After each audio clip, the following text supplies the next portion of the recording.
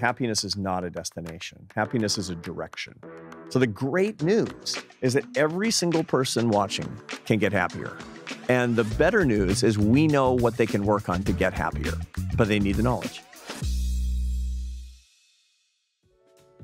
I'm extremely proud to introduce you to our newest brand partner, On. Check out their lineup of super comfortable, sleek, and durable pieces for yourself at on.com.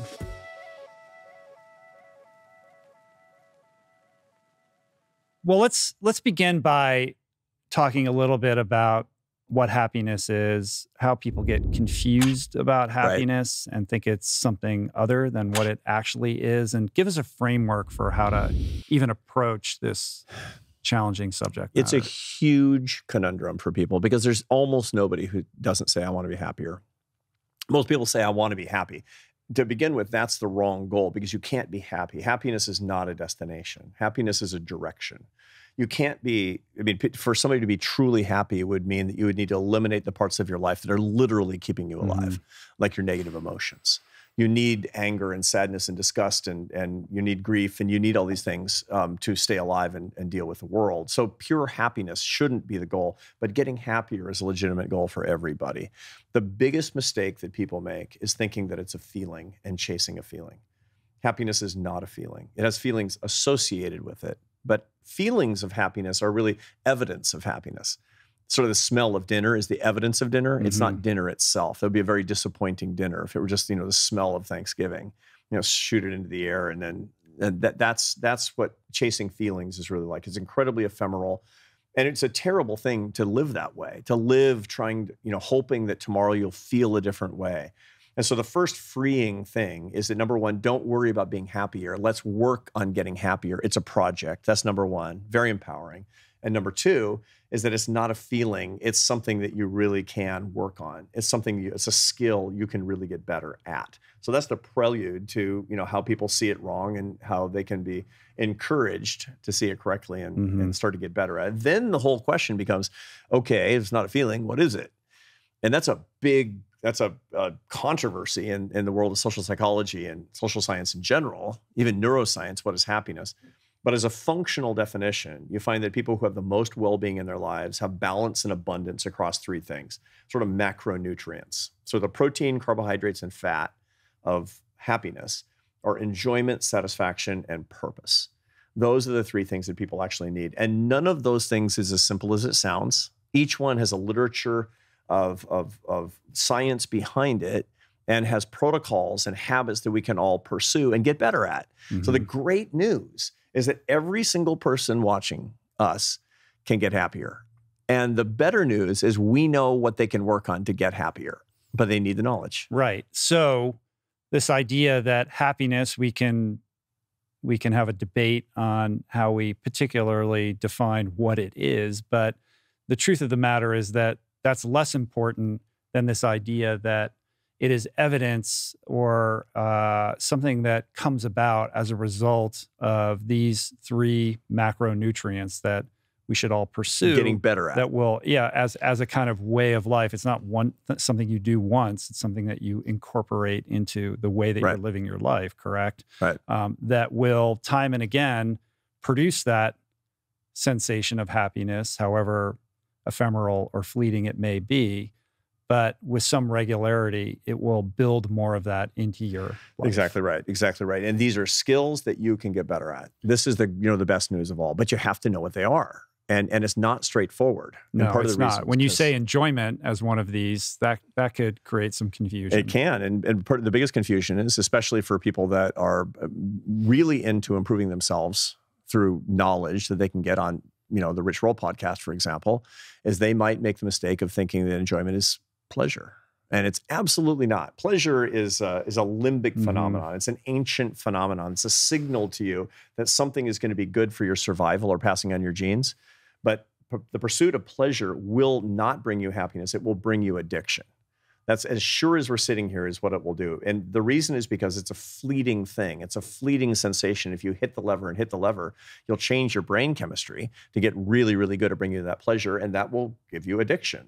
All addictions are based in an excessive and unhealthy stimulation of dopamine, the neuromodulator dopamine in the human brain.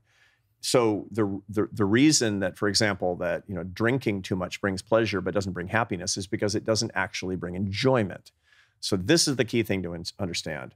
Enjoyment has a base in pleasure, but it adds two things. It adds people and memory. So anything that you do that brings pleasure that you do alone, look out. As a rule of thumb, anything that's pleasurable that you do alone is not going to bring you happiness. You need people involved and you need memory, which is part of your prefrontal cortex, is your executive function has to be involved in that. And a good example of how we understand this intuitively, Anheuser-Busch has a beer commercial. They never have how a lot of people are using Bud Light, which is pounding a 12-pack alone in their apartment. Mm-hmm. That's, and the reason that they don't advertise it that way, which is that they don't want to advertise their product as a way to get pleasure, but not happiness. They have people drinking Bud Light with their friends or with their family and making a memory because it's pleasure, feels good, plus people, plus memory. And then you actually get happiness. And so this is the way to think about gambling if you're going to gamble. This is the way to think about sexual activity. This is the way to think about any of these things, that if it's alone and compulsive becomes a problem, but if it's sociable and it creates memory, it actually can enhance your happiness. Everybody who, and I don't drink alcohol, you don't drink alcohol. I don't know how to drink alcohol in a normal way. Why? Because I started drinking alcohol when I was 13, 14 years old, and it was nothing but solitary pleasure. And I never learned how to make it into a source of enjoyment. That's the reason that it became a problem, is because I was never able to use it in a responsible way where it could enhance my happiness. So if one has addictive tendencies or is in recovery, how would you frame their pursuit of enjoyment? We can set, addictive behaviors and substances aside, but just general, pursuit of activities or behaviors that are going to engender more of that in one's life. To begin with, the substances or activities of abuse should be avoided. And part of the reason for that is that we know that the neural pathways have been so ingrained with those substances and activities that they're inherently dangerous for people. Now, however, there's comorbidity between one kind of abuse and other kinds of abuse, which is why that former problem drinkers tend to become workaholics or workout fanatics, and they do all. Or for example, if you used to abuse alcohol and you go to the doctor and say I can't sleep, she shouldn't give you Zolpidem, Ambien, because it'll actually stimulate the same pathways. You'll probably get addicted to benzodiazepine drugs or anything else along those lines. So you got to stay away. You got to be careful. You got to be awake. You have to have your eyes open so you're not walking into trouble. But anything else that you like, remember, you have to do it with people and make memories. It has to add those two elements. Anything that again, this is a rule of thumb, so I'm sure that we could come up with some sort of an exception of something that you do by yourself, like, I walk alone in nature. Okay, fine. Peace, that's a different thing. But anything that has any sort of potential for abuse at all, make sure that it's not solitary and make sure it's something that you're doing consciously. So communion and consciousness on top of the pleasure, and then you're going to be in pretty good hands. Right. On to the next one, satisfaction. Yeah, this is a killer. Satisfaction is such a funny riddle in human life. Satisfaction is the joy you get after struggle. There's so much joy you get because of human endeavor that requires effort. And humans are made to do hard things. Humans are made to work and to get a payoff for it. And the sheer joy that you get after you do something really hard, which you've done so many, as an ultra endurance athlete, this is sort of the sine qua non. Lots of sacrifice, lots of pain, and then a big payoff. But life is like that. If you're going through life and you're trying to get joy without struggle, you're not going to get that second macronutrient of happiness. So for example, if you're, I tell my students, you can cheat on my exam. It's pretty easy to cheat on my exams. But if you get an A, you won't feel any satisfaction from it. On the other hand, if you work, it's an A on an exam. It's meaningless, but you'll get a lot of satisfaction if you worked really, really hard for it. That's the first part, which is that it requires struggle to get that little bit of joy. But the real riddle about satisfaction is that Mother Nature tells us that if you get it, it's going to last, and it doesn't. Yeah. So Mick Jagger sings, "I can't get no satisfaction." That's wrong. If you couldn't get it, you wouldn't keep trying and trying and trying like the song goes. The problem is you can't keep no satisfaction. And that's the thing that you never quite figure out. And we understand the brain science behind that, but we have to, once again, we have to diverge from Mother Nature's teachings or Mother Nature's urges that she gives us and do something on the divine path. And if we do certain things that feel quite unnatural, we can make satisfaction stick around. What is the distinction between the fleeting temporality of satisfaction and the brain chemistry of anticipation of satisfaction? Because that's really the driver, is it not? Like, I'm working towards this thing. I've done this before. I know I will, experience that feeling of satisfaction when I complete this. And that's part of, the driving force in that direction. You know your dopamine, I can tell. Yeah. That dopamine is the neuromodulator of the anticipation of reward. It's not reward per se, it's the anticipation of the reward. And that's really part of the experience. That's really part of the experience. And if you're doing something that doesn't require any struggle, you're not going to get anticipation of reward in the same way. Mm-hmm. That's how pleasure and pain are so interwoven with each other. It's such a complicated phenomenon where you can't get real pleasure unless there is also pain, because of this really delicate interplay between the ideas. So as everybody who watches your podcast knows, dopamine is this very potent neuromodulator that gives us impulse to do almost anything. And it's ever present in the way that it gives us motivation to do things. So for example, I want to get a sandwich, and I think about it at 10 o'clock in the morning, and I'm kind of hungry. Just thinking about the sandwich gives me dopamine, and then it dives down. And the fact that it's going down, which I feel gives me motivation to get the dopamine back up again, to go in search of the sandwich. And then around noon, I'm going to go out to the deli, my favorite deli, to get the sandwich. And the dopamine is back up again. And then the deli's closed, and then it tanks. And so I look for another deli. And then when I finally get it, the dopamine screams upward, and then I finish the sandwich and it goes back down again. And it's just this of anticipation of reward and more anticipation and search. That's one of the reasons, by the way, the science of happiness is so critical to understand. Because when you do, you'll see it in yourself, and you can manage it. Well, it's also about balance, right? Enjoyment could be, you could reframe that as like, do cool shit with other people, with friends or whatever. Satisfaction, do hard things. Yeah. I imagine, I know myself well enough to know that I'll take that all the way to the wall. Like that turns into perfectionism and self-flagellation. Like it's no good unless I stay up all night and I'm exhausted when I'm done. I can't get that satisfaction unless I know, I'm bleeding out of my eyeballs by the time it's completed, and that's no good. That's either. No good. And that's, that's just an extreme form of, people who do extreme things do extreme things. And they engage in all sorts of extreme behaviors is what we find. And so that's just going to be a normal part of your personality is what we find. And but so you have to erect guardrails around for sure. that. Yeah. Absolutely. We have to manage ourselves.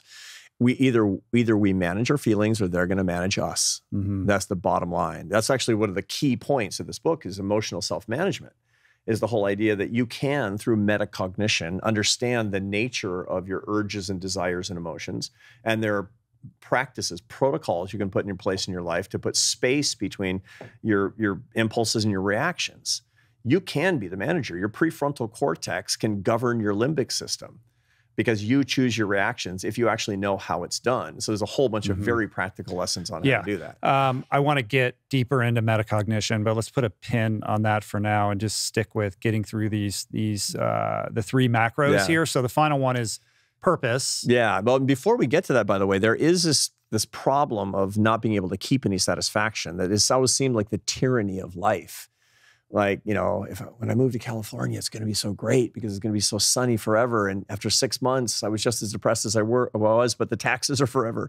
Or the new car smell wears off, or, I thought that I was going to love having that house, and now it's just a house. But there is a way to defeat that. It's just a very unnatural feeling thing to do, which is instead of this notion that satisfaction comes from more.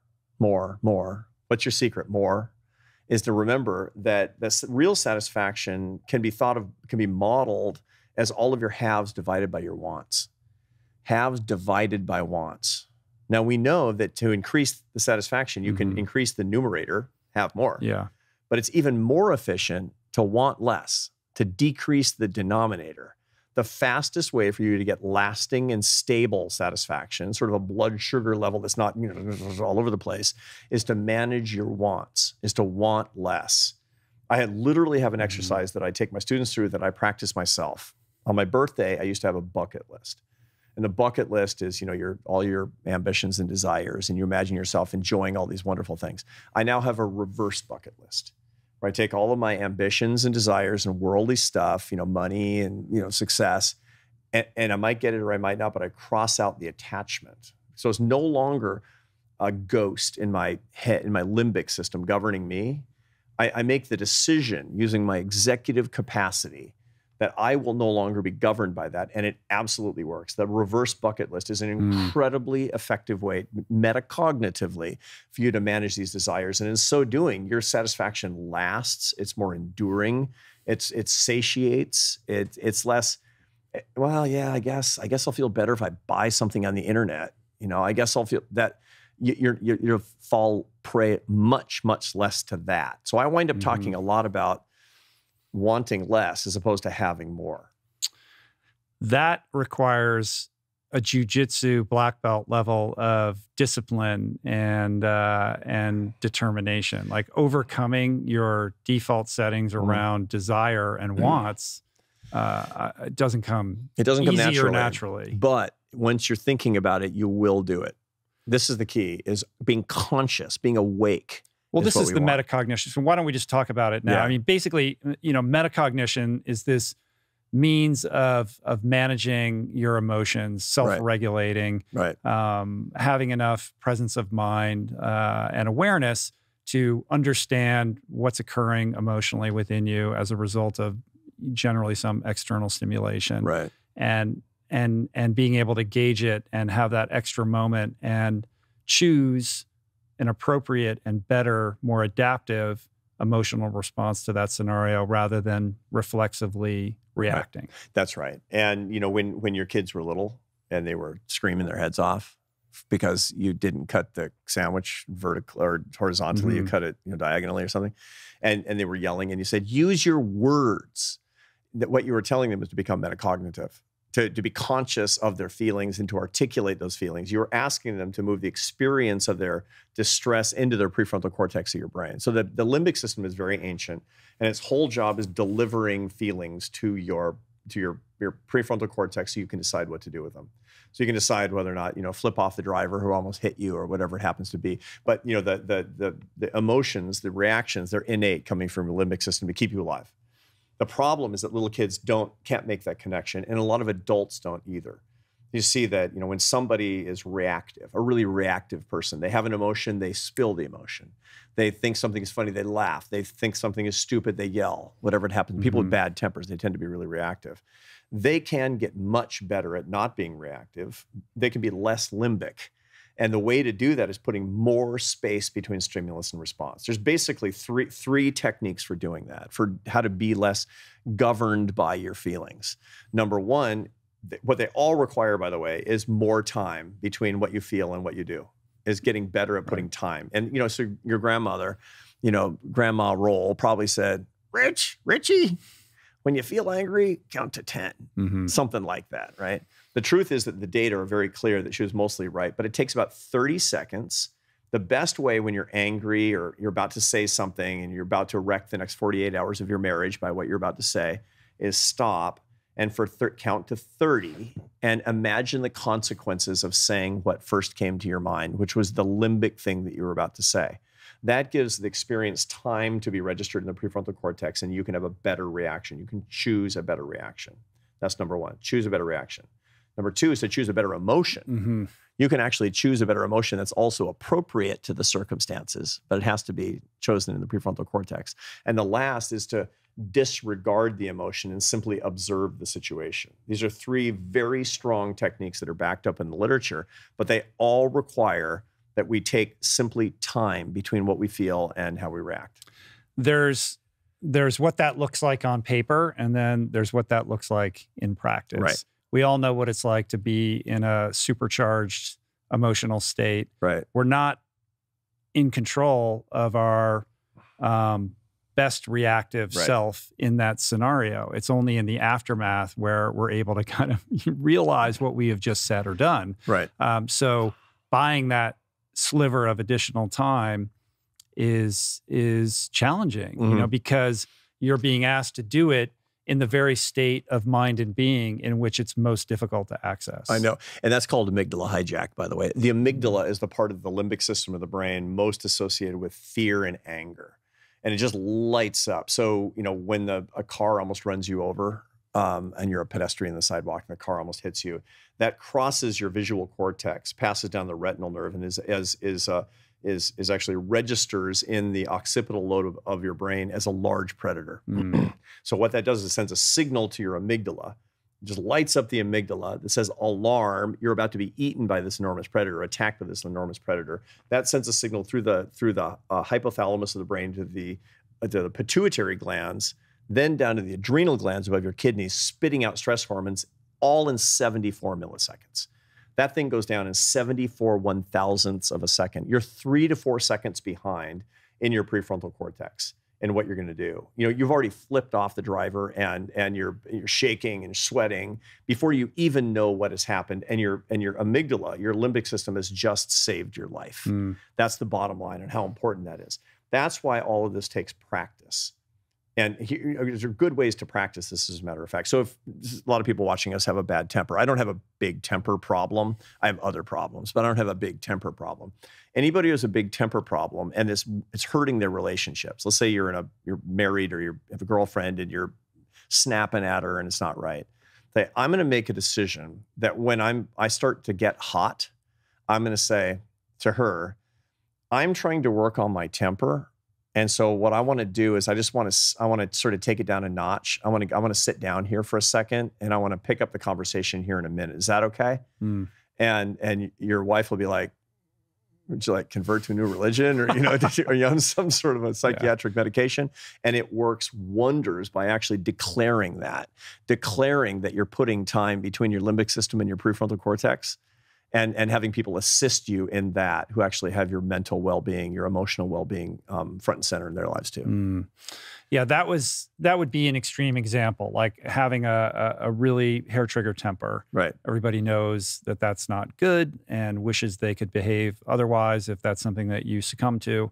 But there's so many permutations of that. Like, what about, I generally, when I get an email like that, I kind of avoid responding to it. Or I guess what I'm getting at is the first step not simply to develop a greater self-awareness of your behaviors and where they lead you astray. Like when your default response to a certain scenario generally gets you a suboptimal, kind of result. Do an inventory of that, try to figure out what the contrary action is in that scenario. So I think first, like writing down like all of these different ways in which you wish you could like respond to situations better so that you have a framework or a blueprint or a map of, so when those scenarios come up, a little light bulb goes off and says, here's an opportunity. Yeah, and this is one of the reasons that, metacognition requires certain sets of practices and protocols in your life. So, I recommend, meditation where you're meditating on, one of the things that people typically do in standard meditation practices is to say, you're sitting in meditation, you're saying, Rich is angry today. You're looking at yourself almost in the third person. That's a hugely metacognitive thing to do to understand yourself better, give yourself more time, and move experiences into the prefrontal cortex. Prayer is another way to do that. To actually say to the divine, help me with this thing that I'm feeling, because you're articulating it. Journaling is incredibly effective because once you write something down, you're activating the prefrontal cortex as opposed to just the limbic system. It's no longer a phantasm. Walking in nature can be incredibly helpful because what you're doing is you're giving yourself time and space to be thinking about these issues. For some people, therapy is really helpful, but therapy is only really helpful when it helps you understand yourself better, when it gives you a better repertoire and set of techniques with these feelings. That's why cognitive behavioral therapy can be so incredibly effective, because it's basically, applied metacognition. Yeah. Meditation has been crucial for me in this context for that very reason of buying me time with that level of awareness. You're less even reactive. if it's just one more millisecond, I know.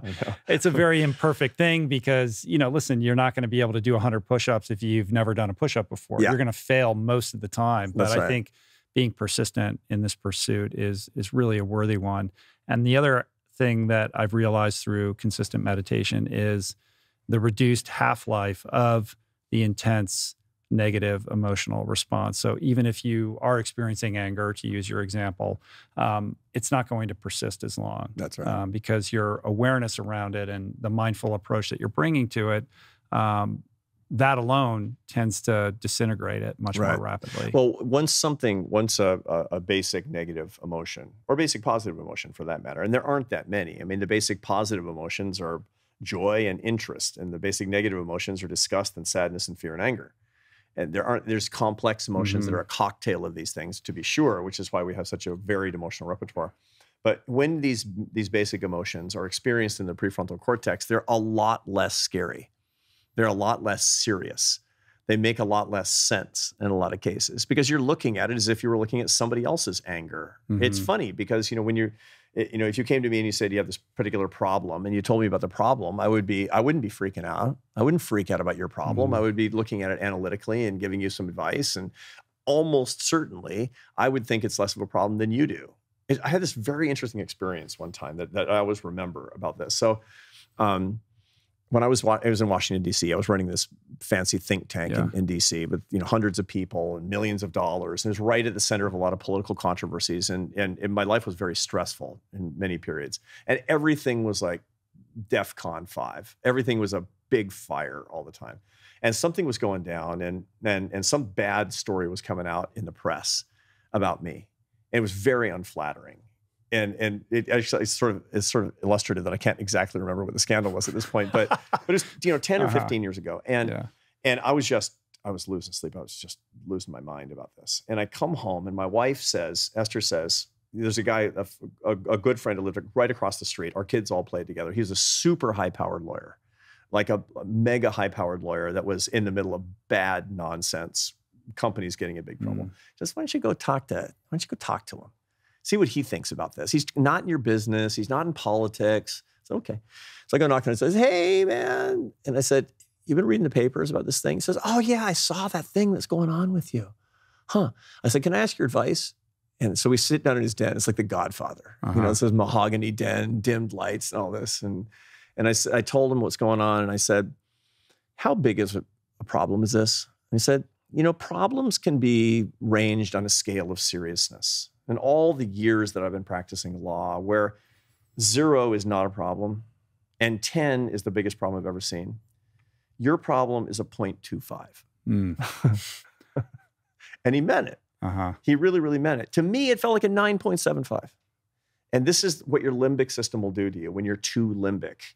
Now, I wish I didn't need him, but it was incredibly helpful to me. And my prefrontal cortex, especially aided with the techniques of prayer and meditation and the things that I'm very involved in my life, it helps me see that 0.25 says 0.25 and not 9.25. So in other words, the limbic system isn't so great at grading threats. A threat is a threat is a threat. Yeah. And you're going to have that response to it, whether it's a 0.25 Totally. I mean, it's a bad tweet. Feels like a saber-toothed tiger. That's the reason that we're so maladapted to modern life. Every athlete I know is going to tell you that having the right gear is key to performance.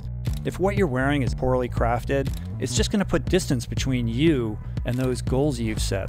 You owe it to yourself to invest in the best, and the best is On. I'm obsessed with the Cloud Ultra, great on the trails, and I just got the new next-gen Cloud Stratus 3 for the road. I'm loving those. But On also has this incredible line of lightweight, high-performance apparel that is just beyond anything I've previously donned. It's like this second-to-none second skin. I love to rock the sweat-wicking Ultra Tee and the Ultra Shorts, which have this pocket right at the base of the spine that perfectly anchors your phone. No jiggle. I'm just so proud to partner with On, and I love their vision for the future where their gear is fossil-free and engineered for circularity. So check out their amazing lineup of super comfortable, sleek, and durable pieces for yourself at on.com. Our last conversation that we had here, has really stayed with me, and the books and the work that you do, because I do, when you're on somebody else's show, I always listen. It really has taken up residence in my consciousness in a good way. And I have slowly but surely made some changes. Like yesterday, I had a ton of work. I was anxious. I was feeling overwhelmed. But my mother-in-law, who's 93, is in an assisted living facility not far from here. And Julie was like, let's go see my mom. It was completely inconvenient for me, but she's not going to be around much longer. Right. And my two youngest ones are about to leave home for school. This is the final week that I get to spend time with them. And I was like, yeah, I need to go. Yeah. Right. And I think what I'm getting at is that, and this goes to the practices and the kind of way of being and the way of doing that you express in the new book, is that you have to cultivate these new habits. And these habits are uncomfortable. Like every fiber in my being is like, no, I need to stay here. I have to be prepared for Arthur. I'm not quite ready yet. Right. So to do something, to take that contrary action doesn't feel like the right thing to do. Often, yeah. And until you repeat it, and then it becomes like a new neural pathway. Exactly right. And that you're an old hand at doing stuff like that. I mean, if it feels good, do it. You sit on the couch. You eat sweets all day. Yeah. You have another beer. That's what you do if you're following the path of least resistance, if you're following Mother Nature's imperatives, which is to do things that make you feel comfortable and survive another day and maybe even pass on your genes. You're going to do a lot of things that are not good for you. You have to understand the animal path for sure. And the animal path exists for all sorts of good reasons, but we have choices as well. We can make choices that help us lead a better life, a divine path, if you will. And that's not even a religious concept necessarily. It's the idea of doing something better because we have the capacity and free will to make these decisions, but you have to know what those urges are. You have to be in touch with what those cravings are. You have to do something hard on purpose. You have to embrace the fact that it's incredibly uncomfortable. I have to tell you, you're a super endurance athlete. This is completely unnatural and very beautiful at the same time. And there's a version of that super endurance mentality in the whole way that we can live our lives. Yeah. I'm not afraid to put myself in uncomfortable situations, but I have my preferences around what those uncomfortable situations are. I choose the uncomfortable situations that everyone else thinks are hard, but actually are second nature to me. And the real uncomfortable situations are more the emotional and mental ones that are contrary to this narrative that I've told myself repeated over decades, that this is who I am. This is what I do. If you want to make your way in the world, you do X, Y, and Z. And to kind of push that aside and say, actually, I'm going to do this other thing that feels totally wrong. Right. But I know, because I've done the work and I've read your books and I've listened to you, and I have other sources of influence in my life that help guide my decision-making process, to make that decision that doesn't quite feel right. In recovery, it's called contrary action. Do the opposite of what your gut is telling you to do. Yeah. All the decisions that you made ended you up in these rooms. Maybe you should reassess. It's called the OSS, the opposite signal strategy, among social scientists. And there are lots of cases, for example, where if you're very lonely, a classic case of this is when people are lonely, it impairs their executive function.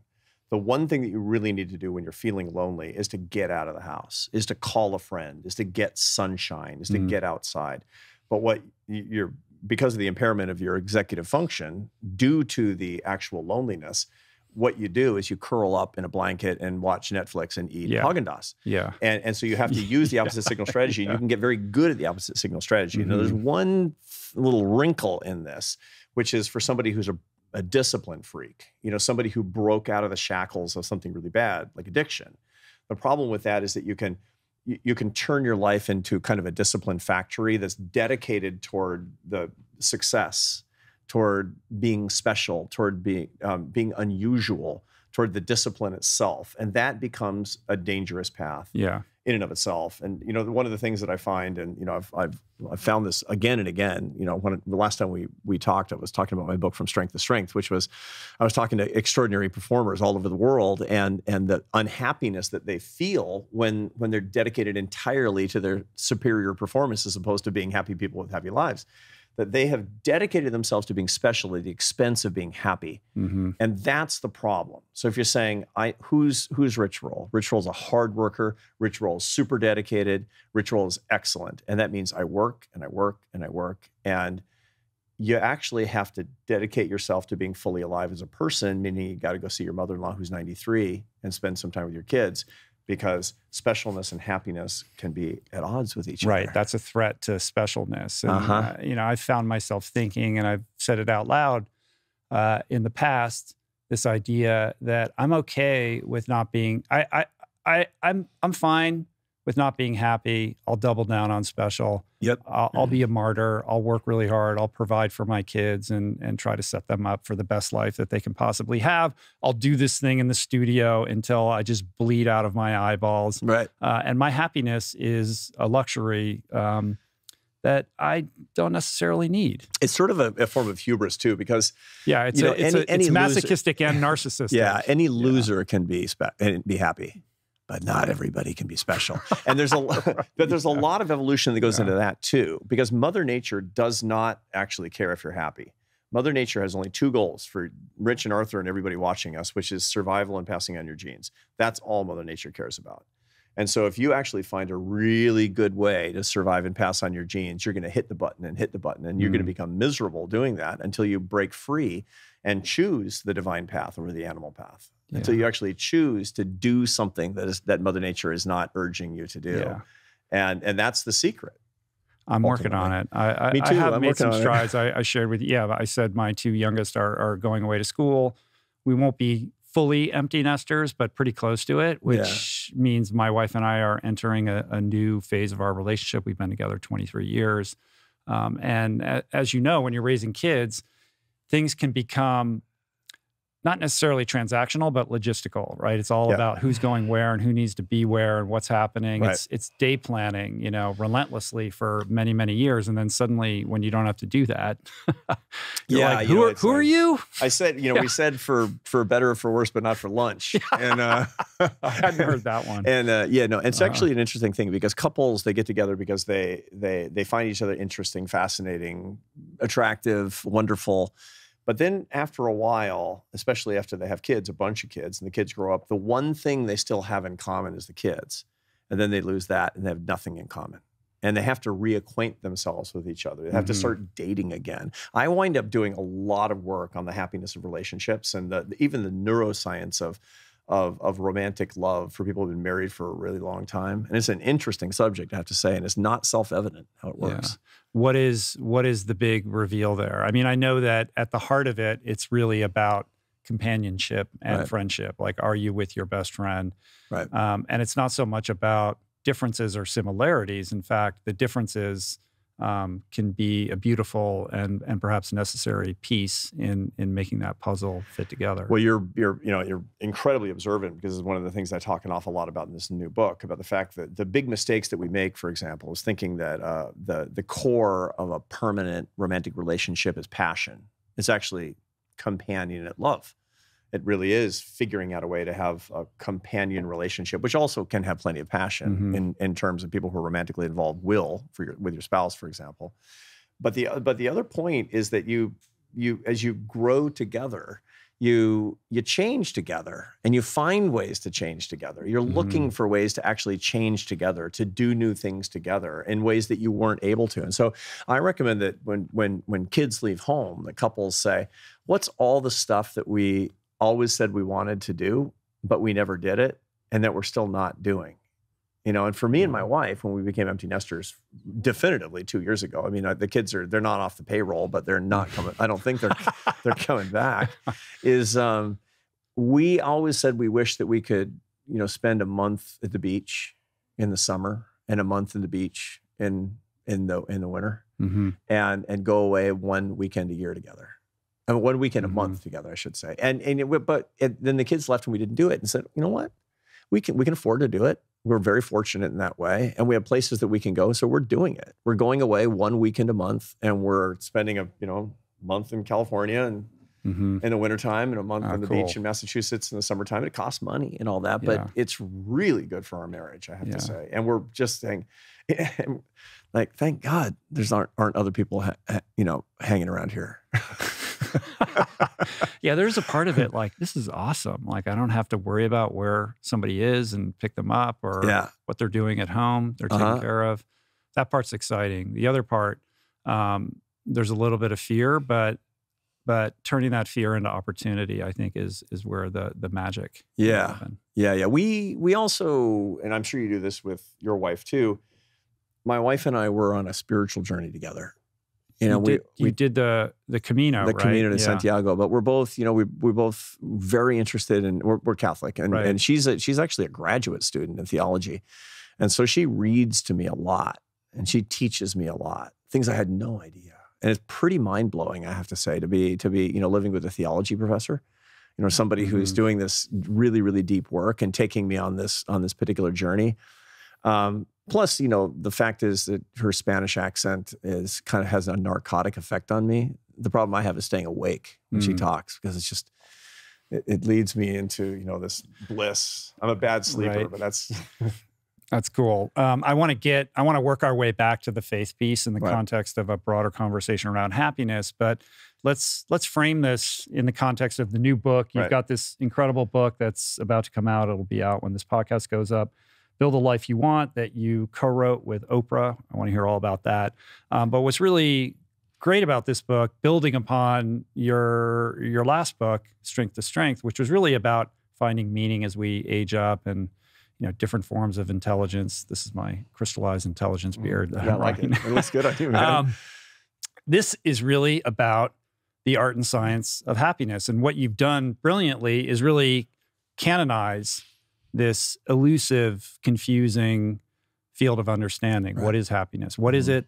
What isn't it? Right. And layering in like the science that supports these ideas around happiness, and not necessarily how to get it, but how to cultivate more of it in your life through strategies for how you approach your thinking and your decision-making, et cetera. So let's just start at the beginning. Like, how did this book come together? How did it happen with Oprah? I mean, this is like an amazing opportunity. It is, and it was her idea. So what happened was during the coronavirus epidemic, and everybody was locked down and burrowed in for that. She's a reader of my column in the Atlantic. So Thursday mornings, every Thursday morning in the Atlantic, I have 1,500 words on the science of happiness, and I don't know who reads it. I know it's 500,000 people a week are reading the thing, and it could be anybody. Turns out Oprah Winfrey was reading it and following it. And then she read From Strength to Strength and called. They called, this is Oprah Winfrey. And I'm like, yeah, this is Batman. I mean, but it was. and I did her podcast and we talked about it. And it was like a house on fire. We see the world much the same way, different background. I mean, she was in mass media and I came at it from a more academic perspective, and I'm a teacher. But we have the same goal, lift people up, bring people together in bonds of happiness and love using ideas. And we did a couple of these media things together, and it was really great. It was a real synchronicity. It was a harmony between us. And I was out here in California, and I was having dinner with her, and she said, if I still had my show, she said, I would have had you on 30 times. And that would have really launched it into the public zeitgeist. This work, this where the world is the classroom on the science of happiness, and everybody's hobby can be the science of happiness. And it's beneficial to have that be their hobby. But I don't have the show anymore. So why don't we write a book together where I'm talking around the ideas and introducing the ideas, and then you're filling in the gaps on the science and the neuroscience, because it's about 30% neuroscience, about 50% social science, which is my background, and about 20% philosophy. But it's all applied. It's supposed to be something that people can read. And we started on this project, and she just guided it expertly, pushing it back in one direction. She came up with the title of the book. It was her idea for the title, and her narrative weaves in and out of the in the book in a way that's really going to appeal to an audience that I never would have thought of before. So it was a very beautiful experience. We cooked up the whole structure of the book in her tea house in Montecito in California, and I'm thinking, it's like I'm just this small town college professor who fell off the turnip truck in front of Oprah's tea house. You just never know what life is going to bring. Right. But then does your, hey, let's spend a month on the beach with your wife turn into, yeah, we're spending a month on the beach, but I'm going to be writing this book with Oprah most of the time. Yeah. Yeah. No, I mean, It's a good point, Rich. So I was writing the book over the holidays, in Christmas time in 2022, and we were in San Clemente where we had a house. And I have a son who lives in San Clemente because he's a Marine based at Camp Pendleton, exactly. And during the day I would work, and I had a desk, and I was looking at a Pacific Ocean, writing this book and writing, sending chapters and things to Oprah and going back and forth. But I was really enjoying it in a different way by getting out of my typical ecosystem, and I wasn't teaching during that period. And it was a beautiful experience, I have to say. And cool. I mean, to be frank, vacation is not the easiest thing for me. I've always white knuckled my vacations because stopping is hard. Getting the machine off is hard. You can relate to that, right? But it's also good for me to make an effort to do that. I've been on vacation since just 2 days ago before we're taping this podcast, as a matter of fact, and in Massachusetts near the Cape, and that's been really great. Cool. Yeah, with my new grandson. That's nice. Right. Amazing. Yeah. With respect to these negative emotions, I'm thinking about guilt, shame, envy. That's a big thing that you talk about in the book. What are the function or the purpose of these emotions, and how should we think about them? I mean, a big kind of overarching theme of the book is the process of engendering your life with more happiness doesn't involve the denial of unhappiness in your life. Like, we experience the full panoply of emotions, and we need to feel the feels, right? So where do emotions like that come in? Where are they counterproductive, and how do we process them in a healthy way? So these are all complex emotions. They're largely complex negative emotions that we feel. And evolution has delivered them to us in response to our need to survive and pass on our genes. And for example, envy is a way that we understand ourselves in the context of other people, so that we'll have a spur to get better and rise in the hierarchy and pass on our genes. That's how an evolutionary psychologist would explain the phenomenon of envy. It's incredibly maladapted to modern life. We're envious of, you could be envious of somebody because they have, 1 million more downloads of their podcast per month, which doesn't really affect you, but it makes you feel a little bit less, perhaps. I'm sure you don't feel that, but some people do. We're trivial things, that we all, because we understand ourselves as a little bit less, and we have an evolutionary imperative to not feel ourselves as less, because we don't want to, because that means getting eaten or left behind or cast out of the tribe or not mating in ancient times. It doesn't mean these things right now, because you don't want 75 kids. You actually want your wife to love you, and she doesn't care how many downloads of the podcast there are. So the result is that we need to manage those things very, very aggressively. And the way to deal with these things, these maladapted evolutionary impulses that we have, is almost always through metacognition, acknowledging them and choosing a better emotion. So the case of envy is a classic one. There's two kinds of envy. There's malignant envy and benign envy. Benign envy is where you envy somebody who really is meritorious. An astronaut. You say, I just envy what that guy's been able to do with his life. You don't want less for him. But isn't that more like admiration? It has admiration in it. It's envy, but it also has admiration in it. And then there's malign or malicious or malignant envy, where you envy something that somebody has and you don't feel like they deserve it, and you want the worst for them. And that really brings out the worst in you. That's something that's really super damaging, to envy people in a malicious way. And that's very, very common. That's the reason that you're able to sell magazines about the scandals and problems of celebrities and rich people. That's all because of this particular envy. It's normal to feel these things. And so the way to cope with it is to acknowledge it, understand why you feel these things, acknowledge that you wish that there were better things in your life and you're willing to work for them, and then make a substitute emotion, make a blessed emotion. And in the case of envy, that's admiration. What is going on in terms of the neurochemistry of something like Schadenfreude, like this idea that people are deriving some kind of perverse pleasure out of the misfortunes of somebody else? That's just pure spite. And that's what comes from malicious envy. That's unmanaged malicious envy, leads to Schadenfreude. And it's incredibly dangerous for people who feel it. It's it's not a good thing. It's, most religions think it's a sin. But the real problem, no matter what your religion or lack thereof is extremely damaging to you emotionally. To feel Schadenfreude, it's interesting because you'll have all of these cases, all these studies that show that when people feel it, that they enjoy to imagine doing harm or harm coming to a particular person. And that's doing the same thing. It's actually doing the same kind of psychological damage to you as if you were party to actual violence. It's not doing the violence to that person, thank God, but it's doing the same damage to you as somebody who's party to that violence. Right. And that's something that we really need to manage if we're going to become more human, but actually more effective and happier. What about guilt and shame? Does it work the same way? Yeah, shame and guilt are slightly different phenomena, of course, and they actually have a productive aspect to them. I mean, I know it's modern to say you shouldn't ever feel any shame for anything, but you should. If you commit an immoral act that hurts somebody, you should feel ashamed for it because you need to learn your lesson. And the immediate penalty to you, even if it's not something that you're going to pay an overt penalty, a fine to the government or shaming on social media or cancellation or something, but just that you did something wrong, is that you feel a little bit bad about yourself, and that's good. That pain is actually good because pain is a signal. Pain in our lives is an alarm. It's a lesson that we need to get. And a lot of times, physical pain, for example, it exists for a particular reason. Physical pain itself is an incredibly interesting phenomenon. It has two parts to it. So I know that you're always dealing with these back issues, right? Because of all the strain and stress that you put yourself under over the years.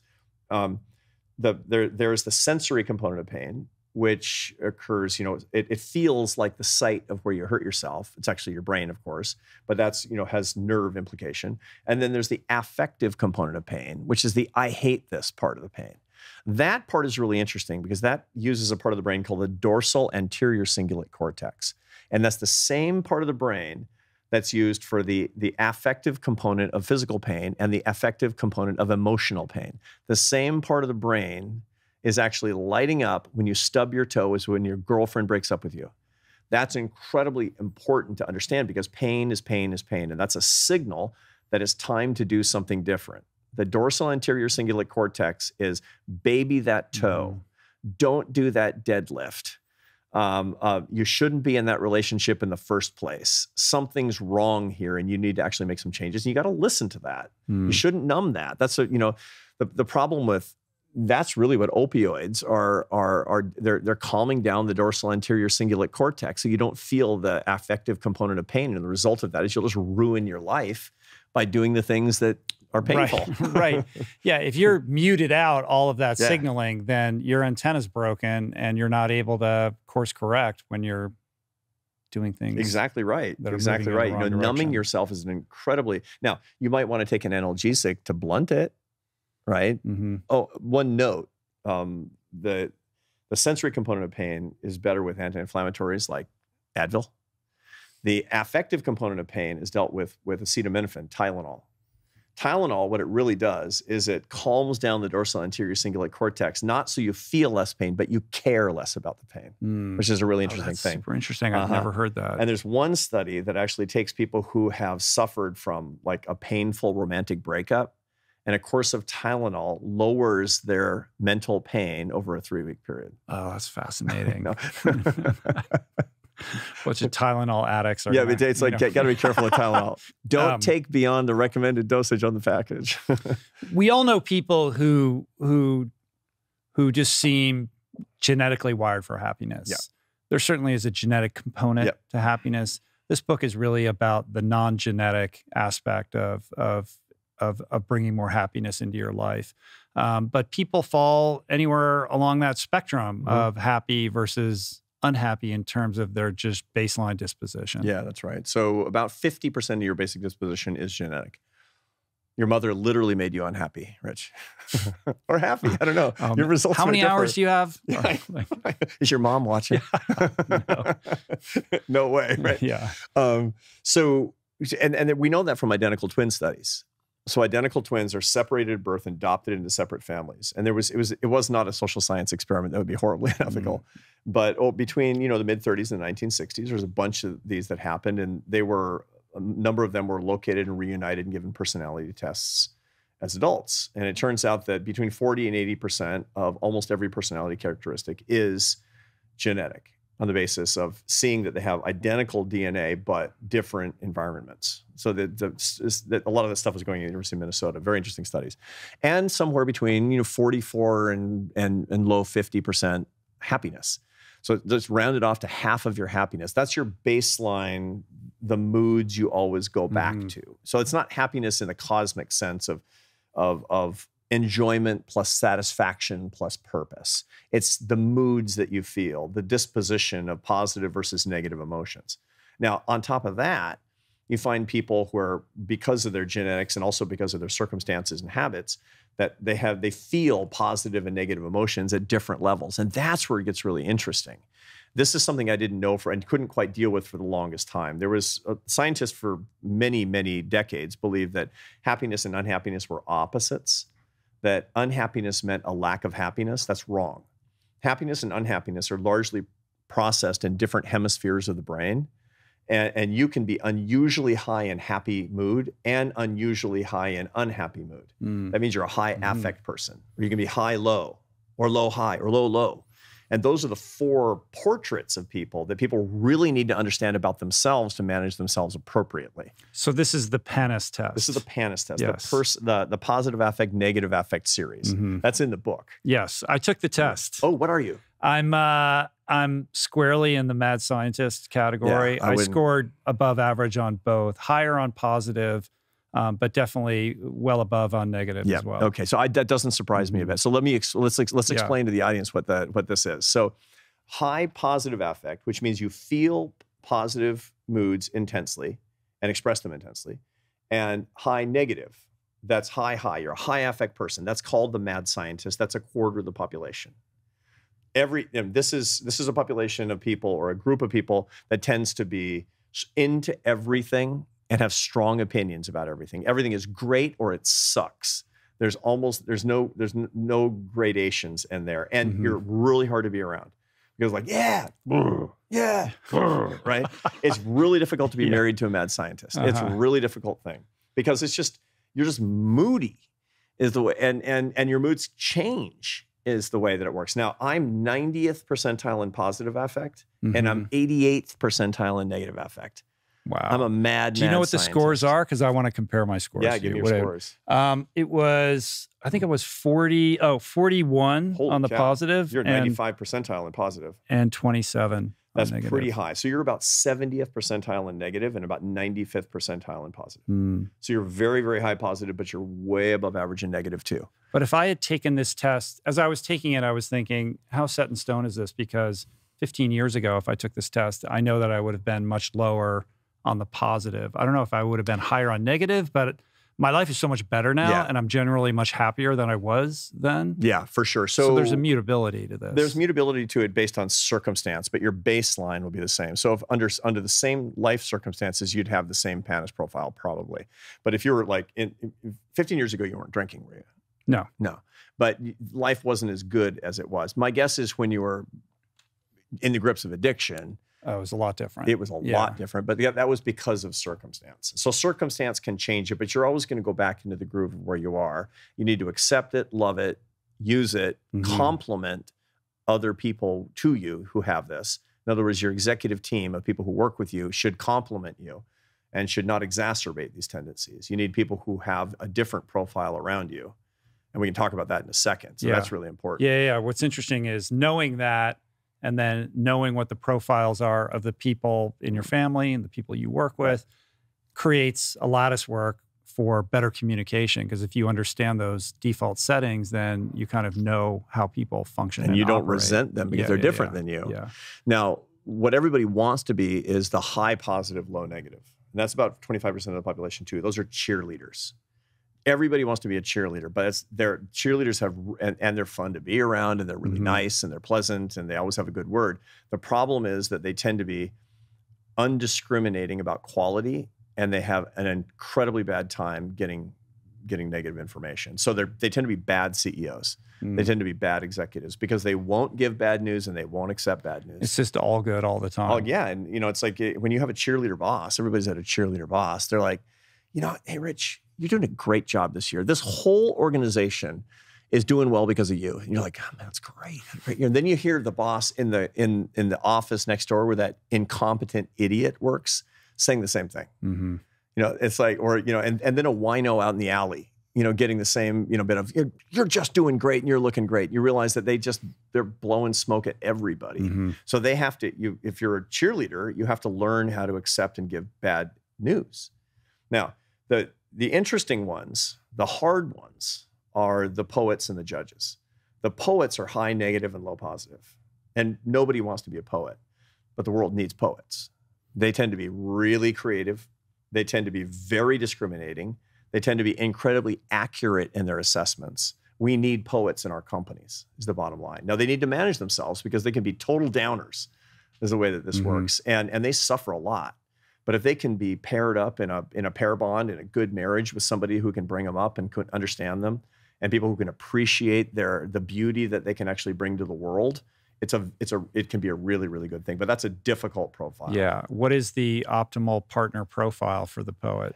So you need somebody who has high positive affect, but who appreciates the poet and who's not going to be driven crazy by the fact that they have low negative affect. So low positive affect. So cheerleaders, for example, they don't like poets, but when they can be married to and love and appreciate poets, that can be an optimal pairing because they tend to fit each other's gaps. And what you find is the most successful marriages are based on complementarity, not on compatibility. Mm-hmm. The most successful marriages are not compatible people, they're complementary people.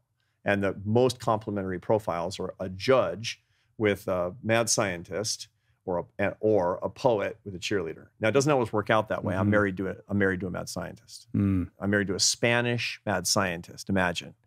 We've been married 32 years, and it's been like 10,000 fights in my marriage. Yeah. And the reason is because mad scientists fight with each other all the time. Part of the reason is because, man, if you have a negative moment, it's like this bad electricity that happens. And especially, my wife is being Spanish, fighting is just another form of communication, right? So, right. But when the positive and the positive connect, then it's probably, euphoric. Sublime. Yeah. It can be just absolutely sublime. But we have to understand each other. And I'm telling you, this is an example of how the knowledge is power. Now, the judge is the low. These are sober people. These are judicious people. That's why it's called a judge. Oprah's a judge. Oprah's a judge. And so that's why Oprah and I work so well together. I find her judgment absolutely impeccable, and she finds me highly entertaining. And the result is that we can do this work and we just enjoy it. She helps me stay on the rails. And she likes the idea that we have sort of high amplitude of ideas and creativity and electricity when we're working together. And so it's a really, really good match, as it turns out. This feels like a much more astute framework than calling someone, a toxic positive person or somebody who's just a downer or a pessimist, right? This is a more nuanced. This actually has some science behind it, and I mean, the names themselves don't come from the science. I mean, I actually gave the names to it so that people can remember what they are. But the PANIS test is an incredibly has construct validity. In other words, it's been tested and tested and tested and passes all of the replication. It's got a big literature behind it. How does this square with people with a negativity bias? Are the poets the ones with the negativity bias? Do we all have some form of negativity bias inside of us? And we all have negativity. What do we do with that? Well, negativity bias keeps us alive. So negativity bias means is you pay more attention to the negative aspects of things around you than the positive aspects. And the reason is because the positives are nice to have, but the negatives can be lethal. So when somebody's smiling at you, that's nice. When somebody's frowning at you, you don't pay attention, you can die. At least in ancient times. Now that's horribly maladapted because if you're walking around with this negativity bias saying everything sucks, everything's bad, you can become incredibly unrealistic. I mean, you and I have way more reason to be optimistic than pessimistic in our lives. We have way more reason to be grateful than resentful in our lives. But negativity bias will always push you. And if you tend to be either a mad scientist or a poet, you have to manage the outsized negativity bias that this brings.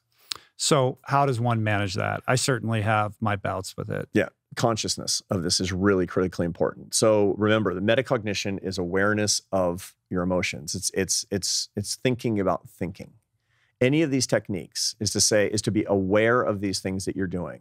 The problem is not that we have unconstructive emotions, it's that they're unmanaged. All of our emotions serve some sort of a purpose, but everything is worse when we don't manage it. That's what it comes down to. So, you're a mad scientist, which means you're going to have outsized negative affect at particular times in your life. And that's going to exacerbate the negativity bias, probably especially when you're sleep deprived or you're hungry or something like that, that's going to put your nerves on edge. And that's the time for you to say, oh, that thing is happening. And just the reason Oprah and I wrote this book is so people understand themselves better. That's the basis of self-management. That's the power that you can actually get, starts with knowledge. It's amazing how the science now validates or is catching up to different strains of thought, philosophers, religious traditions, who sort of reverse engineered this or just back themselves into certain adaptive strategies to deal with this. In 12-step, this would be halt. Like when you're having one of those, when you're having a negative moment, like halt, hungry. Are you hungry? Are you angry? Are you lonely? Are you tired? Like if you're any of those things or some combination of those things, then there's very easy fixes. There's behaviors you can do to kind of arrest that negativity bias that's, in overdrive at the moment. But one of the things I'm curious about is, and maybe you can correct me, I got the sense from the book that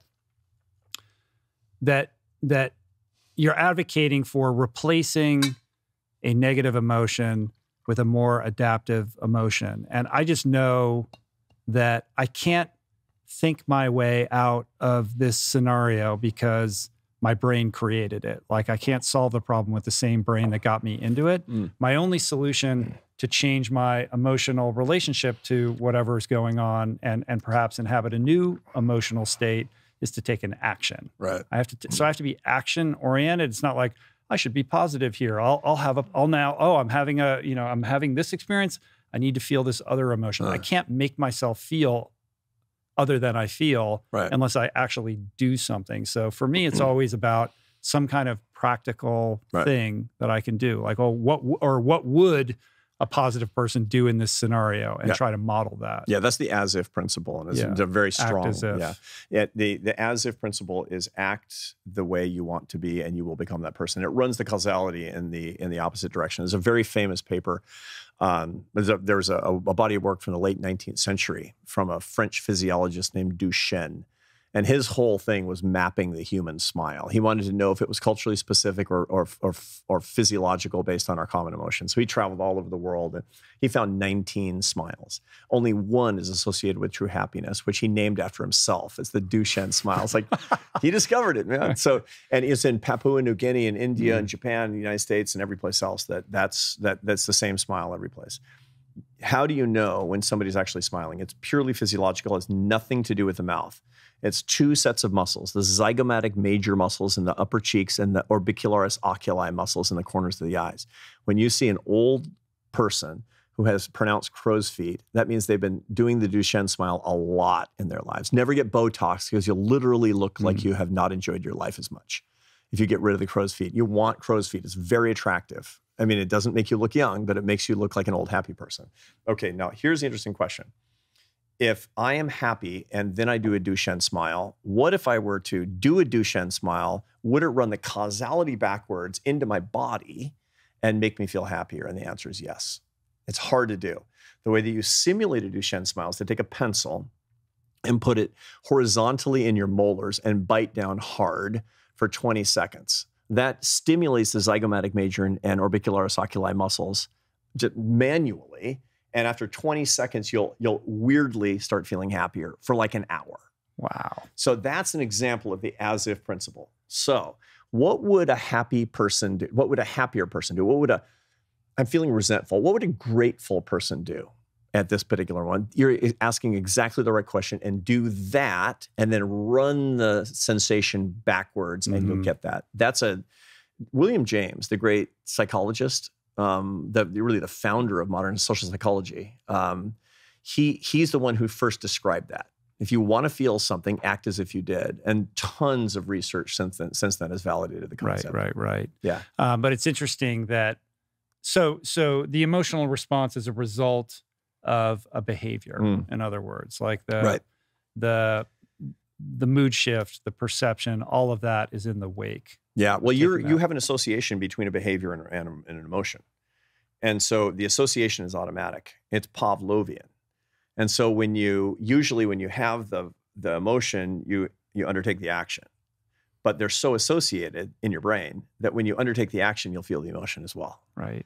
It's a trick. It's wild. But it really, really works. And there's also things that you can do automatically to get into these habits. So for example, our mutual friend, Rainn Wilson, he talks about that one of the things that comedians have in common is they suffer from depression. Mm-hmm. A lot of comedians are actually depressed. One of the reasons that they're so funny is that when they feel sadness, they make a joke.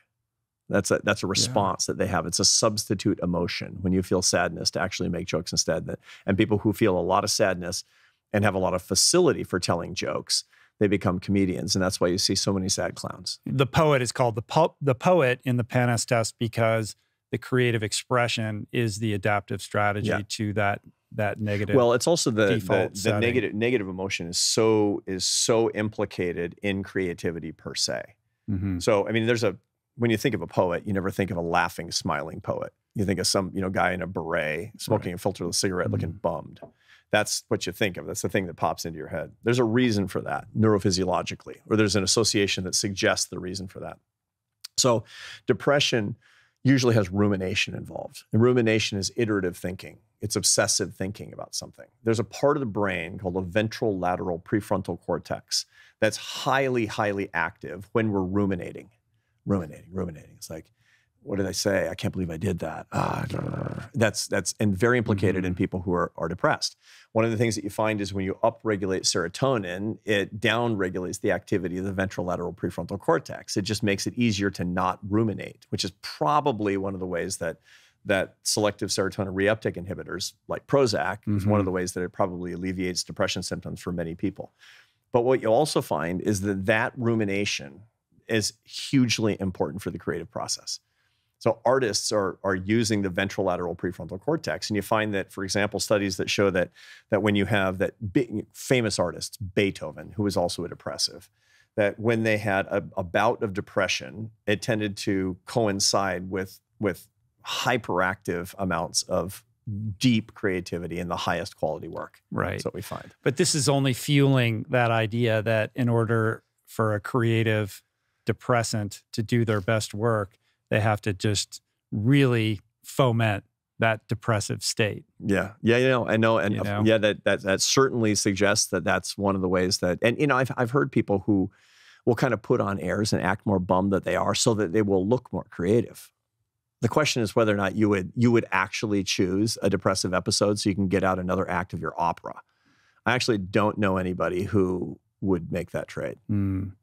But I do think I know plenty of artists through the recovery community who are very afraid of letting go of their addictive tendencies, their pain. Because the pain is the fuel for the output. Right. And if you heal that, then you have nothing left to say. Well, the part of that is that they associate their true humanity with their pain. Look, we feel the way that we feel about life, and you understand yourself in the context of the feelings that you experience. And if your life is predominantly one of pain, yourself, your richness is implicated in all of these feelings that you have. And so the problem is not that I won't be as good at what I do. The problem is I'm going to lose myself. I won't know who I am. It's a death fear. It's a loss of, and people would prefer to be alive and in pain than not alive at all. And so there's this kind of inchoate terror that people have of losing themselves. And if all they've ever felt as pain, the association with me alive is me in pain. More broadly, that gets to this idea that our feelings define us, that our feelings, as intense as they are the very substance of identity. Right, which when is in wrong. fact, feelings are just feelings, and they're only as powerful as we give them permission to be, and they're always changing. Right. And when you can become, I just know in my own case, when I can become the observer of those feelings and create a little bit of distance between myself and the experience of those emotions, they tend to dissipate more quickly. Oh yeah. And when people actually become better managers of their own feelings, they lose the fear. They just lose the fear. And life just gets manifestly better for everybody.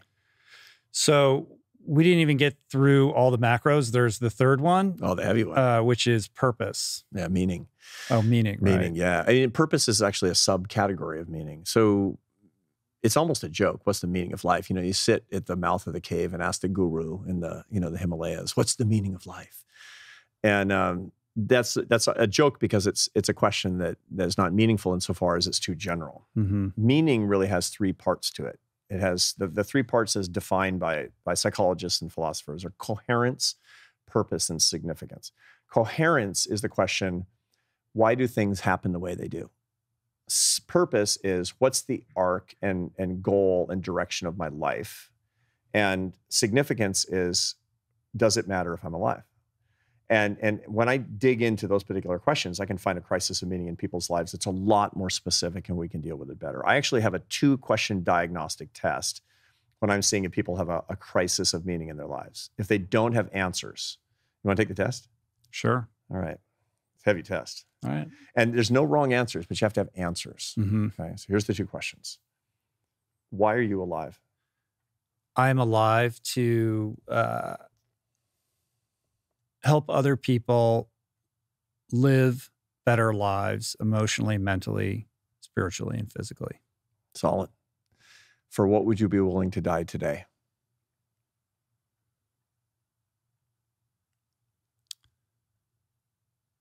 The welfare of my wife and children. Your family. Very solid. I believe those answers. A lot of people don't have answers. Why are you alive? I don't know. For what would you be willing to die? I don't know. And the problem, there's a meaning crisis in your life, which is arguably the most difficult and most complicated and most beautiful and sort of manifold aspect of happiness, because it involves so much unhappiness. You didn't find the answers to the questions you just gave me except through tremendous pain. Mm-hmm. You didn't. I mean, if you had not gone through a lot in your life and suffered, you wouldn't know that. You never said, when I found the meaning of my life is that week at the beach in Ibiza. That's not when you find meaning in your life. It's when you get sick and you don't die. When you lose somebody, when you're rejected, when you're afraid. Those are the moments when you actually learn the answers to that. And I meet people all the time who are trying to avoid unhappiness so much that they never find meaning in their lives. It's like it's the opposite of the hippie generation. Mm-hmm. If it feels good, do it, which is terrible advice. Even worse is if it feels bad, make it stop.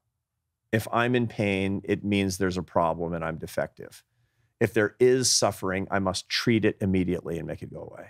That's folly, because that's the way to avoid meaning. And if you avoid meaning, you're not going to find happiness. Yeah, pain is the teacher. It is. It is the guide that ultimately delivers many a person to the promised land of trying to understand greater meaning and purpose in their lives. Suffering is incredibly sacred.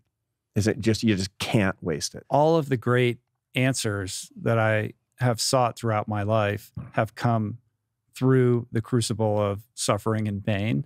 And I've often thought, does it have to be that way?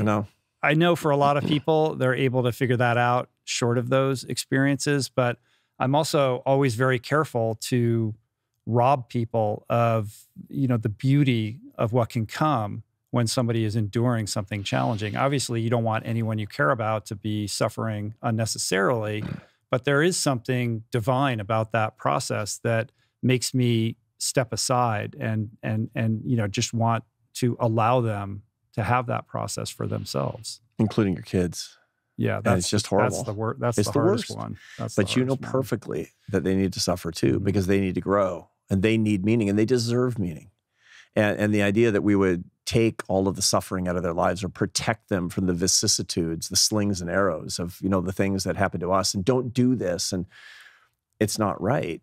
It's not right, because you have to live a full existence. Suffering will find them, and trying to deliver them from it, all it will do is spoil your relationship with them, ultimately. Yeah, there's a thing in the book where you field the question of like, well, if I avoid suffering in, my life, how does that work with happiness? Like, don't worry, suffering's going to find you. Like you're not avoiding suffering. I don't care, what trajectory you're on. It'll hunt you down. Life has a way. It does. And, it's interesting because when you see your kids, I would ask my kids these questions. Why are you alive and for what are you willing to die? It's probably not that fun to be raised by a social scientist, Yeah. you know, but I asked you before the podcast, like, how are the kids doing with all this stuff you're spouting all the time? Are they rejecting it or are they embracing it? they embrace it implicitly, even though they roll their eyes when it's like, Dad's going to apparently do a speech at dinner tonight. You know, my dad was a mathematician, so we would always have math problems during dinner. But it's interesting because, you know, one of my kids, I had my kids write a business plan when they were in high school. Because they're entrepreneurs. I'm sure that was fun. Yeah. Well, the enterprise of life. I mean, they're startup entrepreneurs. That's the ultimate enterprise, is each person's life. And I'm VC, so I get a business plan. I figure, right, if I'm going to invest. And so then I would send it back for revisions. And my son, he hated school. He just couldn't focus and it didn't go well and all that. And his business plan was just, I got it from college. And I was like, no, this is unoriginal. How are you going to find the answers to these questions? Right? I've got my answers, but I need the answers, your answer. You have to find your answers to these questions. Why am I alive? What am I willing to die?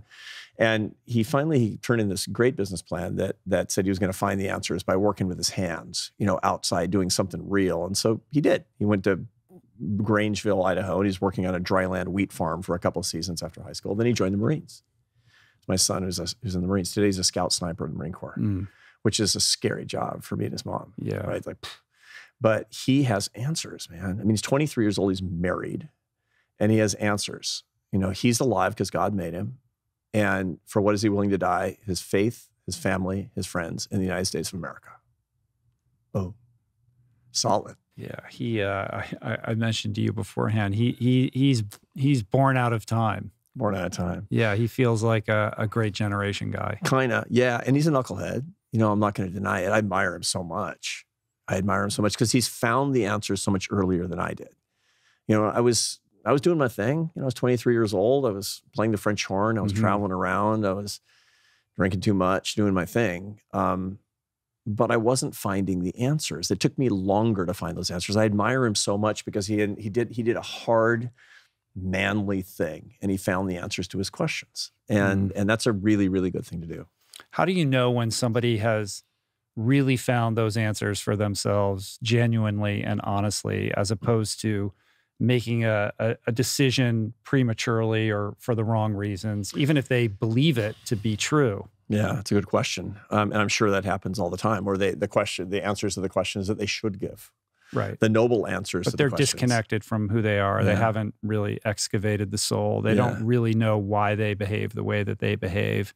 And their instincts are, you know, firing in ways that they don't fully understand. Yeah. They're going to make decisions without that level of you know, self-awareness or mindfulness that's going to lock them in on the right path. That's right. And the answer is that they have to be the real answers that come after a period of discernment, and that requires work.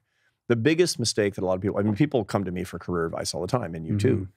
And I teach graduate students at Harvard University. And so they're on a just hardcore path toward professional excellence. I mean, MBAs at the Harvard Business School, imagine this. You know, these are going to be the masters of the universe. And they're incredibly excellent. They're incredibly smart, but they have a lot of questions about what they want to do. And the biggest mistake that they can make is thinking that taking every opportunity that comes into their path or doing the thing that looks the most worldly rewarding is actually going to deliver them the answers to their meaning questions, and thus give them a sense of purpose and then happiness. And that's just not right. You need to actually do the work. And to do the work, you actually have to think deeply about the answers to these questions, about the questions themselves, about, you know, who am I as a person? And so, you know, every religious tradition has the structure of discernment. You know, the discernment of spirits to Catholics, panna for the Buddhists in the Mahayana tradition, sunesis for the ancient Greeks. You know, who am I? What do I stand for? What do I mean? I mean, these are the questions that every philosophical and religious tradition has. Right. And people aren't going to HBS to find answers to those questions, although your class is oversubscribed. So there is something about that. Maybe they don't know, you know, they don't know what they're in for. I would imagine that the population of students in your Harvard Business School class would skew towards people who are motivated by financial security. At the Kennedy, are you still teaching at the Kennedy School?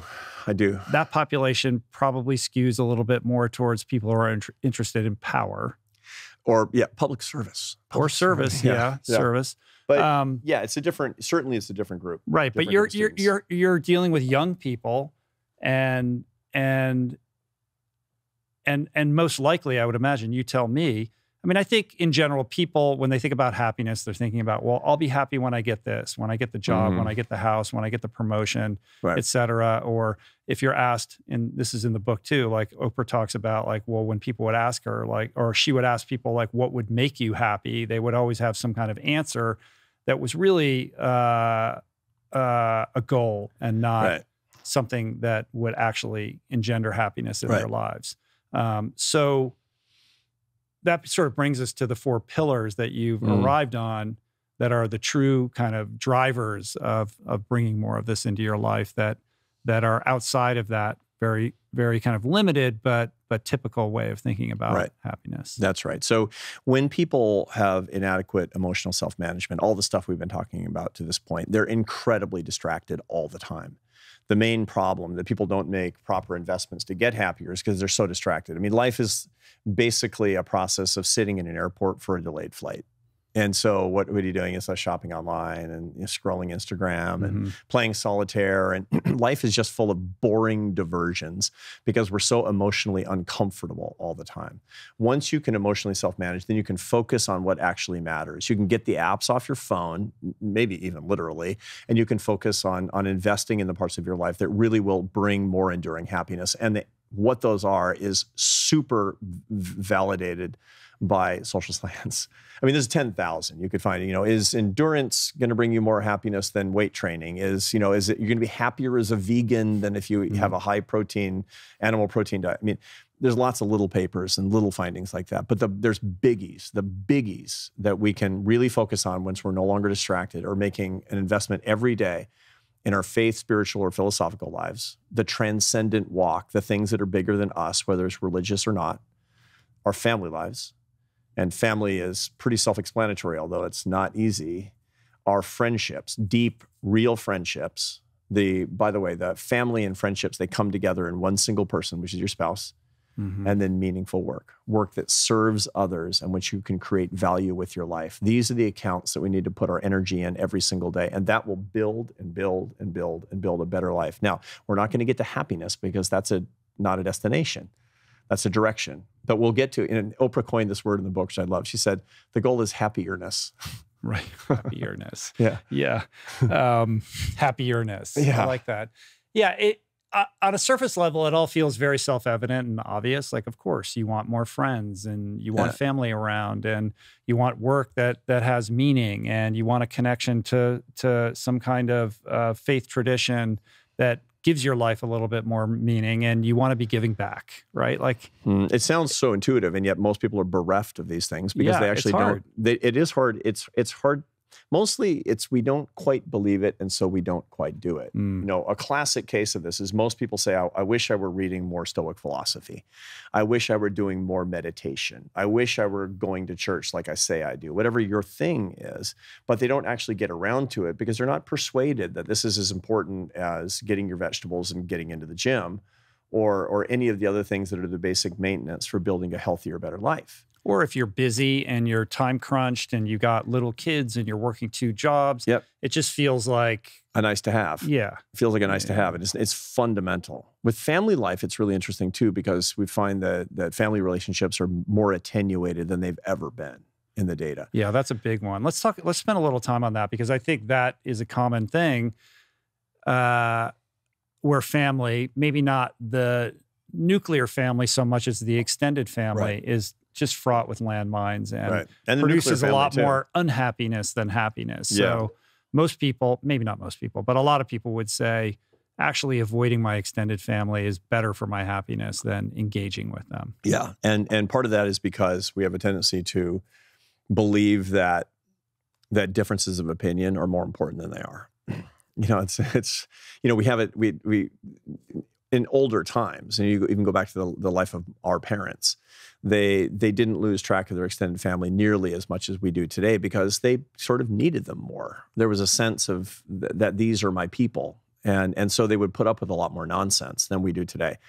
Plus, there's a tendency in modern life, if people disagree with you on things that I think are relatively trivial, like politics, but other people have turned into a religious cult in America today, to say that if, Uncle Jack, he likes Trump, so, that's a personal attack on my identity, and so I'm not going to talk to him anymore. Well, that's insanity. That's just ridiculous. You're losing your kin. You're losing your people. You're losing people close to you who have a deep, hardwired understanding of you and who can bring something to your life if you'll actually let them. And we're losing that. And that's one of the reasons that loneliness is just through the roof. Yeah. Well, with respect to families, it can be complicated for those reasons. But what's beneath the surface there are decades of patterning, right? Yeah. So that when you go into a situation with that challenging uncle, to use your example, it's not just what happens to be coming out of that person's mouth in the moment. It's a long history that then, overrides, whatever part of your brain and allows you, prevents you from having that mindful response. And then there's a cascading, because those patterns are so entrenched, then that's going to get a response. And then these things devolve very quickly. They can. And that's actually a good opportunity to use metacognition and chosen reactions and all of the emotional self-management that we talked about before. When you're in old relationships that have unconstructive patterns in them, you can reform those relationships. You can get new kinds of muscle memory by using your emotional self-management skills through metacognition. And this is, one of the things that I talk about is what should you be thinking about on the way to Christmas dinner when you're going to be around your relatives that you don't like. There's literally stuff that you can actually think about. You can meditate in a loving kindness meditation on the good of the people that you're about to see. You can focus on the parts of your life unrelated to the evening and where you're incredibly grateful for the things that have nothing to do with this Christmas dinner. You can literally focus on your death. Focusing on your death will improve your relationships immediately. So think about, I'm not dead, all the way to the Christmas dinner, and it'll be better. There's lots of ways that you can do this, because what you're trying to do is you're trying to change your emotional patterns. You're trying to condition yourself, manage yourself in a different way. These should be seen as opportunities as opposed to just nuisances. Yeah, and disabusing yourself of the idea that you're going to change them. Yeah. All you can manage is your own response to whatever's happening. And the more neutral you can comport yourself in those scenarios. And also, if you create a little bit of distance, almost one tactic that I use is to pretend that I'm watching everything go down on television as opposed to experiencing it, totally. To have like a buffer zone that gives me a little bit more time for that better metacognition. There's one other thing to keep in mind, which is the hardest thing to keep in mind of all, but it's the most constructive, which is that Uncle Jack might be right. Yeah. Well, that goes to the idea of holding your ideas and how they inform your identity a little bit more loosely, right? Yeah. And it's basically holding, it's a Thich Nhat Hanh, the great Vietnamese Buddhist monk and writer who wrote The Miracle of Mindfulness and many other really, really important books that we should all be reading still today. Thich Nhat Hanh said that one of the greatest areas of attachment is attachment to opinion. He said, and attachment, of course, is the source of suffering. It's the first noble law of Buddhism. Dukkha is that life is suffering. But really what that meant was that life, dukkha is actually not suffering so much as life is dissatisfaction. And the reason for dissatisfaction is our attachment to these worldly things. It gets back to the conversation about satisfaction that we had before. One of the greatest areas of dissatisfaction has everything to do with our attachment to our opinions. Our opinions are like jewels in a box that we're counting every single day. As I think this and I think that, and I'm completely sure of this. It's like, okay, hold it lightly. Okay, that's your opinion. That's fine. I have a reverse bucket list. My reverse bucket list is how I cross things off. We talked about this, the reverse bucket list. And on my reverse bucket list, when I turned 59 in May, I had half my political opinions. Because I was too attached to them. Interesting. And so it doesn't mean I think that's really powerful. It's incredibly timely right now. Yeah. And it doesn't mean I don't believe these things. It doesn't mean I don't think these things. It just means I don't care that much about being right. And I'm a lot more willing when people are, I crossed them off. I need more friends. Well, this is also like an amazing arc given, your career trajectory from what you used to do. Yeah. So, where self-identification with a certain, set of political ideas is just, I grew up in Washington, D.C. Yeah, I mean, I know how that operates. Yeah, and, yeah. And I was never a good fit for that because I've always had lots and lots of friends across the aisle, but I thought that my opinions were becoming too strong in a highly electrified political environment. And I think that they're mostly well-founded. I mean, I suffered through a PhD in public policy analysis, and so I've thought deeply about economic policy and foreign policy, and but I know I'm wrong on a lot of things. I just don't know what, and I'm not going to find out unless I'm around people who disagree with me. And so I might as well find out first and not last. And so it just gives me a lot. I have to hold my opinions much more lightly and love people who disagree with me a lot more. And so that was what was on my reverse bucket list, and it's been a real game changer. Yeah, I could use a little bit more of that in my life. And I think that is a huge thing in terms of unlocking dormant happiness. Sure, totally. Yeah. I mean, it's like if politics is getting in the way of love in your life, that's a bad trade. That's a really bad. I think that's true of a lot of people. Oh, yeah. Being politically right and trading away happiness, you're stepping over $100 bills to reach for nickels. It's a bad trade. You're doing bad cost-benefit analysis. And, it's easy to fall into because we've got a lot of culture warriors that are conscripting us into their war. And without paying attention, they will, those guys are bad, those guys are evil, those guys are stupid. Yeah. And you're like, yeah, it's true. Right. I heard Yuval Noah Harari say, don't be a profiteer in the culture war. Yeah. Don't be an arms trader. Yeah. But it's so easy to get activated in that space, especially if you have an opinion or you have a platform, and then you think about what your responsibility is to engage with ideas publicly.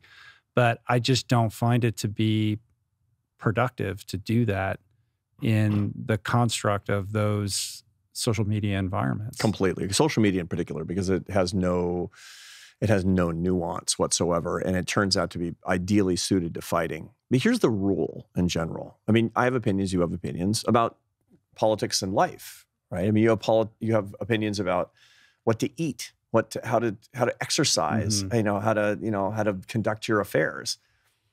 Your opinions are a gift. They're not a weapon.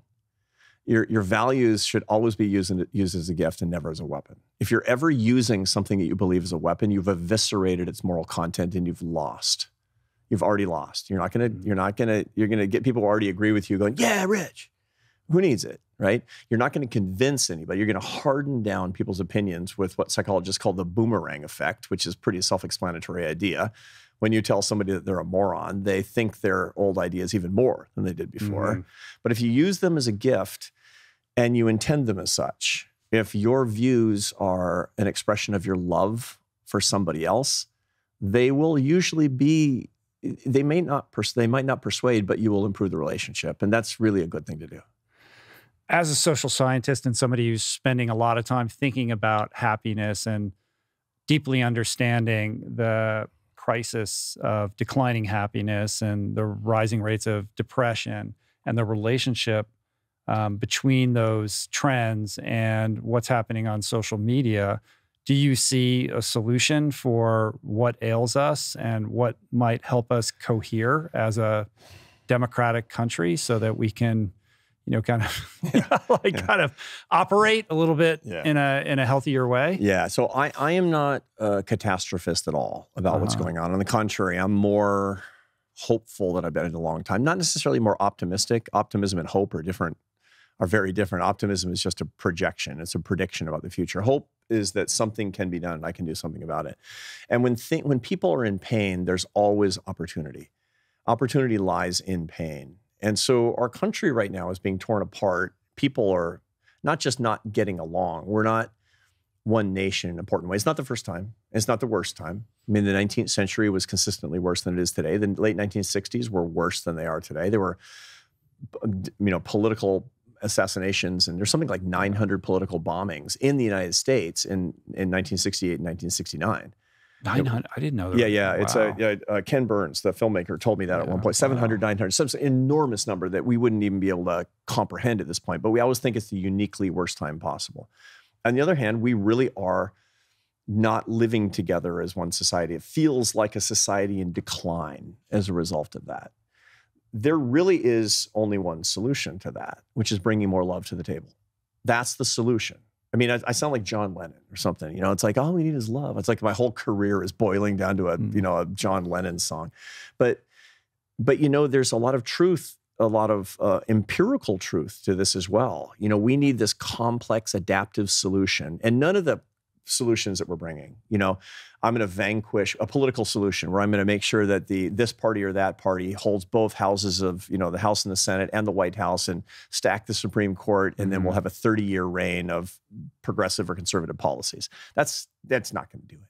We all know that's not going to do it. Okay, well, what are the bread and circuses of more tech, of AI, of a new social media platform, of an easier way to shop that makes things more fun? That's nothing more than distractions.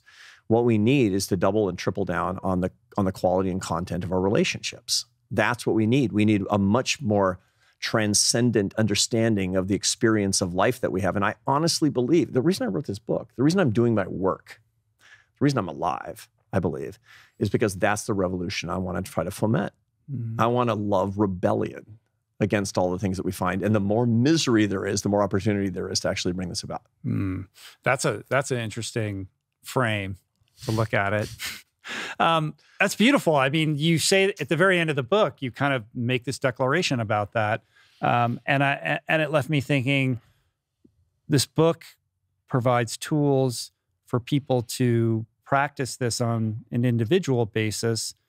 But I also think in terms of how do we move culture and society from a macro perspective in this direction. And one thing I've come to understand and learn is that you can't browbeat people into changing their habits, but what you can do is create systems that drive better choices more conveniently for people, like what Blue Zones is doing in cities, where they come in and they create bike paths and they get rid of vending machines. And so the unhealthy behavior is just a little bit more difficult than it used to be, and it's conducive to the healthier choice. Right. Are there things that can be done beyond the individual things that we can all learn about and practice through this book that we could be thinking about from a community or civic perspective? Yeah. One of the things that I'm really keen on, and my lab at Harvard is dedicated to doing, is creating more happiness teachers throughout all of society. I don't mean people who, you know, suffer through graduate school and all that stuff.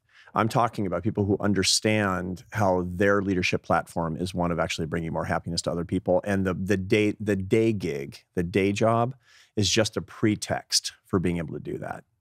So I want executives to understand this technology and these ideas and see themselves as happiness teachers. I want politicians to do that. I want community leaders. I want people in families to do this. And if this actually became, I believe that this is something that we could do because it's interesting and it's fun and everybody likes it.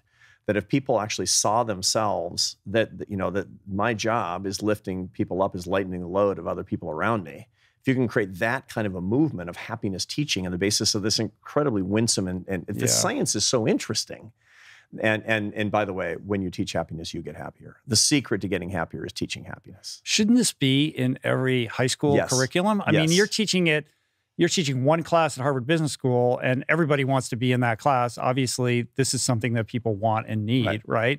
But how about we back it up and start teaching it when younger people are, before they've decided what they think their career trajectory should be, to help inform better decisions about how they're going to invest all their attention and energy for the rest of their life. I agree. And I'm working with a number of state university systems to make it a required first-year class in state universities. So thousands and thousands and thousands of kids who come into college doing this. I want to create a high school class on this. I want to have, ways that we can actually teach many of these ideas to children. At this point, when you write a book that can get to millions of people, or you have a platform like this is public education. You're an educator. I mean, you're a teacher. And this is how we're teaching these ideas to people, and everybody watching us can take these ideas and teach them to other people as well. This is incredible leverage. So almost anything where you're talking about these things in public, formally, informally, with the structure of traditional teaching or not, is a way that we can actually create more happiness education going around. And I think that's a movement that's actually quite possible, and it's something that people want. Yeah, that's very exciting. Yeah.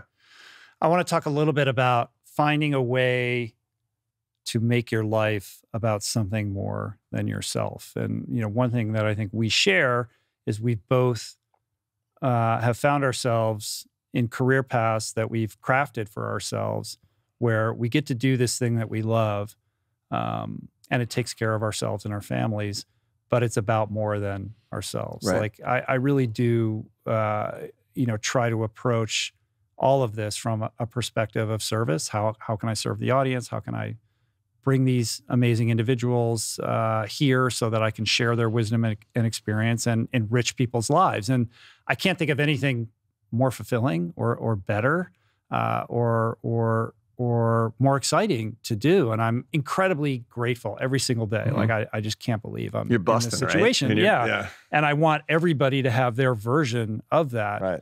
But I'm imagining the person who's listening to this saying, well, I'm just, I'm in my cubicle job. I do the thing, and it's very difficult for me to figure out how this is ever going to be about anything more than a paycheck that allows me to pay my bills. There's a trap where I feel stuck. And I'm very sympathetic to that person. I think a lot of people suffer from that. So talk a little bit about how to build more purpose and service into one's life, whether through career or otherwise. Yeah. So career is one means for doing that. So let's talk about that, because work is one of the pillars of the happiest life. Work that serves others in which you feel like you're earning your success. It's easier for some people than for others. And by the way, there are a lot of people watching who think, I like being an accountant. I sure am glad I don't have to do Rich Roll's podcast. Sure. Because that's a hard job that I wouldn't know how to do. And it would be really, really stressful. And always being on the line to read Arthur's book before I actually interview Arthur. It's just, at least I know what I'm doing, and my work ends at a particular time. I mean, I talked to a guy who was driving me, an Uber driver, a couple of months ago. And he more than about a year and a half ago, as a matter of fact, he's in this book. And he said that the happiest thing that he ever did was give up his job that was sprawling all over the place so that he could drive Uber, because when it's over, it's over. He talks to people all day long, and it doesn't have any pressure, except insofar as he doesn't run into the guy in front of him in traffic. Yeah. And so different strokes is what it comes down to. But all of us can actually use our work as an opportunity to serve other people in different ways. We can all lighten the load for others. So when you're, your boring job in the cubicle in a day when you're feeling really frustrated and you feel like your autonomy has been violated and all you really want to be doing is playing in your band and you're not getting your big break and whatever it is, you can actually get up and go get a cup of coffee and bring it to the guy in the next cubicle. Say, it looks like you can use a fresh cup of coffee. Your day will change. The truth is that the act of service per se changes a person. And the acts of service, they don't have to be grandiose. Like, this is one of the most popular podcasts in the world. You don't have to have the most popular podcast in the world. It's at the margin. It's the interaction that you actually bring. There's an old in the Talmudic book of the Sanhedrin, which is part of the ancient Jewish Talmud. There's the axiom that in every man is the whole world. And so the whole idea is that you serve one person really, and you've served the whole world, because all of us is the whole world. And it's an important way for us to understand in a world that's diverse and diffuse and confusing, and do something beautiful for someone. I remember reading that for the first time and telling it to my wife, and I was writing a book about charitable giving. It was early. I was an academic. I was teaching at Syracuse in those days. She's like, yeah. And so instead of, writing checks to all these charities and all the stuff that we do, we give away 10% of our income and the whole deal. And she says, why don't we adopt an orphan? And I'm like, it's only a book. and we did. And it was game changer for us. It was a game changer. It completely changed our lives. It was one person. Look, there's 8 billion people. Who cares? But it changed the world. It changed the world that we live in. It changed our interaction, our understanding of the world. Do one little thing on the basis of this, and you've turned the dial. Because this is not about scale. This is about people. This is about moments. It's about what's written on your heart at this very second. That's beautiful. Yeah, in AA, it is said. They say our primary purpose is to stay sober and help another alcoholic achieve sobriety. Teach it, you'll get it. It's not help millions. I know. Yeah. No, of course. Look, so it's the same idea. Love is one person at a time. It's There's the old joke that a socialist is a man who loves humanity, but only in groups of 1 million and above. Okay. I'm not trying to cast aspersions or make a political statement, but No, the whole point is that a lot of us have this mentality, right? It's like, how can I bring these big ideas to bear? Right. You know, I need to have world historical impact. No. Well, it's born out of ego and also envy and social media comparison and seeing what other people are doing, and this desire or this need to make an impact and be noticed and approved of as much as it is about the act of service itself, which can be small, anonymous, and is better if it's that way. That's what Mother Teresa used to teach. She said that that it's all in the little acts. That's where the magic of love really is brought to bear, is in the little things that people don't see, but that will actually change a moment in somebody else's life, will relieve stress in somebody else's life at one particular time, and everybody can do that. Yeah. Everybody can do that. There is a weird ripple to this, which is you can practice this selfishly. Yeah. Like you can practice selflessness, like understanding that service will make you happier and will improve your life and improve the life of somebody else. You can do it for reasons that have nothing to do with the outcome for the receiver and all about yourself. You can. If you're struggling, with trying to like get activated. I'm not saying that's the ideal perspective to have, but if somebody is not used to that or unconvinced that this is going to move the needle for them. Yeah, one of the things that you can do for, troubled teens, for example, really, really struggling, is you put them into a program where they're serving people who are in even more trouble. Mm-hmm. It's one of the best ways you can inflect people toward a better life for themselves, is to, to put them into a place of service. When you find that the most effective social service programs that keep people sober and out of prison, for example, is where they are the counselors of people who have just been released back into society. It also disabuses you of your self-obsession. Yeah. To get into somebody else's life. One of the ways that I made a commitment several years ago that I was going to live these ideas and live a better life. And one of the ways that I did that publicly was identifying myself very publicly with this science. Look, if I'm screwing up, if I write a nasty tweet, I'm going to hear about it. Mm-hmm. I mean, I've lashed myself to the mast. I use my values as a gift, and I start, drop an F-bomb on Twitter and say, "You jerk." It's not, let's just say it's not on brand. Have you've been able to do that though? Yeah, because I committed myself to it. It's one of the reasons I did. I mean, if you publicly commit yourself to sobriety, you've made the stakes higher. Mm-hmm. You've made the stakes higher for doing the thing that's not going to help you and be bad for you and be a short-run pleasure fix to a moment of misery in your life. And so this is one of the things that one of the things I recommend that everybody do is that you make a public commitment to the virtue that you seek, because that will ultimately pay the biggest dividends in a life that's disciplined and consistent. Right. Family, friendship, work, ideally work that is tethered to some form of service. Right. But that service can come in other areas of your life. And then the final pillar being faith. Right. And I'm imagining the person who's enjoying this conversation thinking to themselves, I get all those other pillars, like that makes perfect sense, but you lost me with the faith part. I'm gonna put that one aside. Yeah. I'll practice these other ones, Arthur and going to mass every day, good for him, God bless him, but not for me. And I got it. I think that's because there's a lot of people who've had challenging experiences with organized religion over the past, and have sort of cast that aside and thought, I'm not going back. They're not there in their life. And the interesting thing, faith is a catch-all. Faith is just it starts with F, so faith, family, friends. It kind of has a nice alliteration to it. But the truth is that what I mean by that, what the literature is very clear on, is not my faith. It's not my faith, but the point is that you need something transcendental to your day-to-day experience. You will almost literally go crazy if you focus on yourself day in and day out. And if you don't have something transcendental that zooms you out on the majesty of life, it'll be my job, my work, my commute, my money, my lunch, my back pain, me. It's unbelievably tedious. You need something that zooms you out and defocuses you. And maybe that's reading the Stoic philosophers like our friend Ryan Holiday likes to do. And I like to do too. Mm-hmm. Maybe that's getting up before dawn and walking in nature for an hour every day without devices. Maybe that's your meditation practice.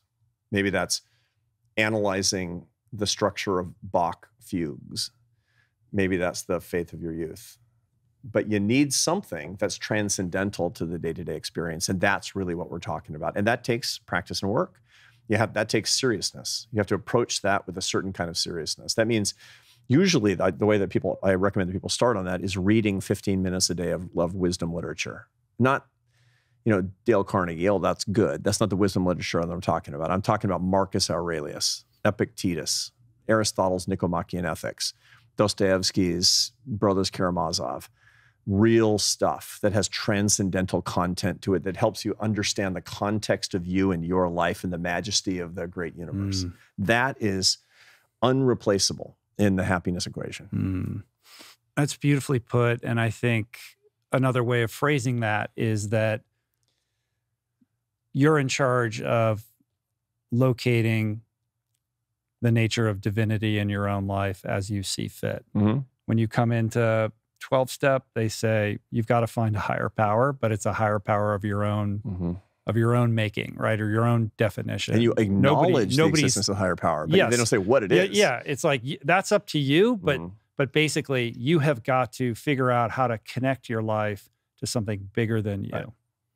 That's right. And there is something bigger than you that puts you in perspective, helps you understand that you aren't the center of everything, thank God. Here's the weird thing. People are afraid to find out they're not the center of everything. But when they do, it's just the biggest relief. Right. Finally, the pressure's off. Finally, I can actually get on with the serious business of being part of this incredible life, stand in awe of what it actually is. And that's really, really important. So, doing the reading, doing the practice, and, having a contemplative practice, having wisdom reading, I recommend that people think deeply, deeply about what their values are, and then trying to live according to them really consistently with that. Writing out what is the order of operations of everything I'm trying to do. I mean, I have a startup that's doing all this work, and I've got my lab at the university and all that. But there's an order of operations that I'm clear on, and people who work with me are very clear on the order of operations. That's 1, 2, 3, 4, and all the work that we do has to do all 4, and it has to be in that order. And then I hold myself accountable to that. That's really part of the spiritual journey as well, is finding the consistency. Carl Jung is just, it's just deeper and deeper and deeper and deeper the farther you go. And one of the things that he talked about is the secret to happiness is knowing what you believe and living according to it. It doesn't mean you have to live the way I think you should live, but knowing what you actually think is right and knowing what you think is wrong, and the difference between those two things, and acting consistently with those values. And unhappiness will come either if you don't know the difference between right and wrong in your views, or you don't act consistently with your own views. And so writing down that mission statement, saying, am I living according to this mission statement? I have a spreadsheet that I keep literally in my life of the different micronutrients of my happiness equation, and a lot of it's ethical. Am I living up to these? Am I living up to my order of operations? And I rate myself on it. Wow. That's how important it is to me. That's quite rigorous. And so how do you navigate dips in that? Like if you find yourself not living up, if you're out of alignment between a certain value and a certain behavior or action, what is the process of working through the emotions of that and then correcting it?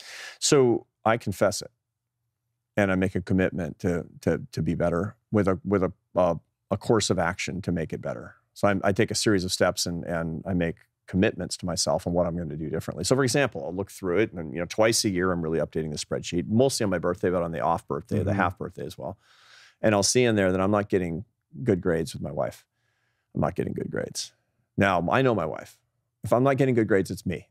And the reason is because I'm not on my game. I'm, being a little bit too much Arthur Brooks, a little bit too much. It's like, yeah, I think I'll do 49 weeks this year. I think I'll do, more speeches this year. I think, yeah, I'll do that. That sounds cool.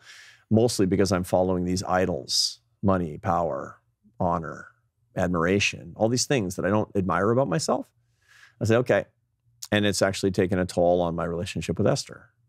So I write that down. I confess it to her. I usually go to the confessional. I'm Catholic. I get to confess it to a priest too. And I make a commitment. I'm going to make it better. And I actually put together a plan, and I check in more regularly, and I see whether or not I'm bringing my score back up. Do you think that the person you choose to be in life partnership with is maybe the most important decision a person is going to make? If I named the top 3 decisions, it would be one of them at least. Mm-hmm. You know, it's now it's interesting because the way you phrase that is who you choose, and there's a kind of a cosmic aspect to that. It almost feels, I bet in your life too, that you feel like she was chosen for you. Oh, 100%. Yeah. That's what happened. Yeah, I have no doubts about that. Yeah, I mean, there's this, and the truth is, we know intellectually that there's any number of people that you could have had a successful marriage with, but you took one that was in the zone and made it perfect. And that's really where the beauty of it is in the project of making this thing really good together. So like anything else, it's not a question, your romantic partnership is not a question of getting lucky. It's better to be good than lucky. It's more important to work hard than to have good luck. Mm-hmm. It's a funny thing about all lucky people. They tend to be really hard workers and disciplined people. Isn't that weird? Yeah. And everybody I know was a good marriage. It's like, wow, so lucky you found your soulmate. No, you made your soulmate. Together you made your soulmate. So yeah, and it's not a decision. It's a series of decisions until the day you die. It's decision after decision. You talk a lot in the book about digital versus analog experiences in the context of friendships, but also romantic relationships. I'm thinking of a younger generation, the generation beneath us, right, that is basically leveraging dating apps for romantic opportunities.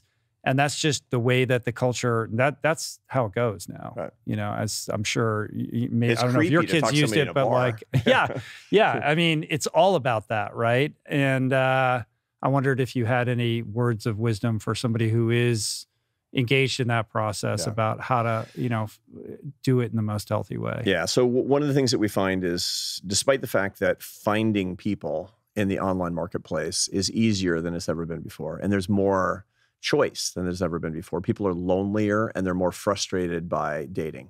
They feel like they're less successful in dating than people said they were in the 1980s when you and I were dating. And there's a reason for that. It has to do with the fact that we don't use the technology optimally.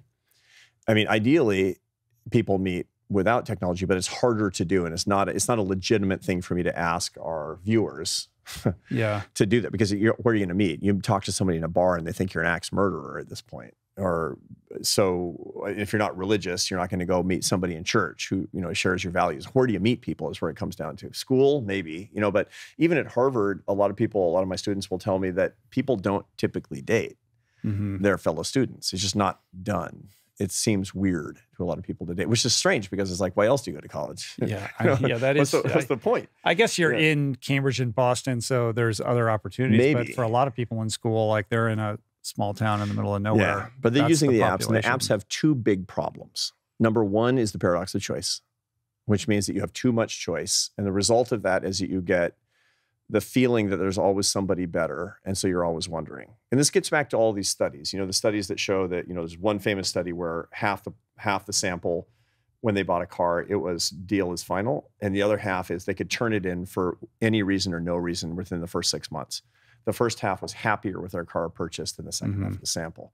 Why? Because the second half was reassessing their car purchase over and over and over and over and noticing all kinds of imperfections. Whereas the first is like they made their peace with it and said, I love this car. This car is awesome. And that's the same thing when we're actually making decisions about dating or being with somebody in a relationship who's imperfect. The car is imperfect. The spouse is imperfect. That's just the way it is. And if you can always try again. The paradox of choice will degrade the quality of the choice in your mind. That's number one. The bigger and worse part is that what we use the technology for is to curate our choices on the basis of compatibility. We look for people who are just like us because we're vain. We're so egotistical. And we wind up, ironically, with people that we're not very attracted to, but who are basically siblings. which is, my adult kids would note is, that's not hot. Yeah. I don't want somebody but we look for somebody who's just like us because vanity would say that that's the best possible match, but then we don't like them as much. There's even biological data. I mean, the famous t-shirt sniffing study. I'm sure you know that study. No, actually I don't. Oh, it's a study from the mid-1990s, and where, the researchers, they asked men to wear, on a campus, to wear t-shirts for 48 hours without taking them off, sweating into them, not working out, but just going about their daily life. And they would take those t-shirts and put them into shoe boxes, poke holes in the shoe boxes, and get them to random women and ask the women to rate the attractiveness of the men who had worn these t-shirts simply on the basis of how the t-shirts smell. Uh-huh. They found that the men who were most different from them in terms of their immunological profile were the most attractive. Why? Because the olfactory bulb in the brain has all kinds of information that it gives us beyond just that smells like steak or whatever it happens to be, or that smells like garbage, or something is giving me a sense of disgust.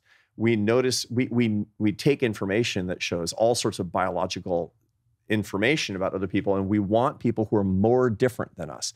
We find people who are more different than us sexy because we're more likely to have healthy kids if they have a different immunological profile, which gives more repertoire to our offspring. Right. There's a natural selection argument here that is favoring differentiation. Yeah. So with the apps, if you're looking for people who are just like you, with your background and your college and your political opinions, that you're going to get your SIB and you're going to be like, I don't know, I just can't find anybody I'm attracted to. That's why. You need base level values, which doesn't include politics. If you're very religious, find somebody in your religion, that's fine. If you need to live in a particular place because you're family, that's fine. But everything on top of that, look for difference.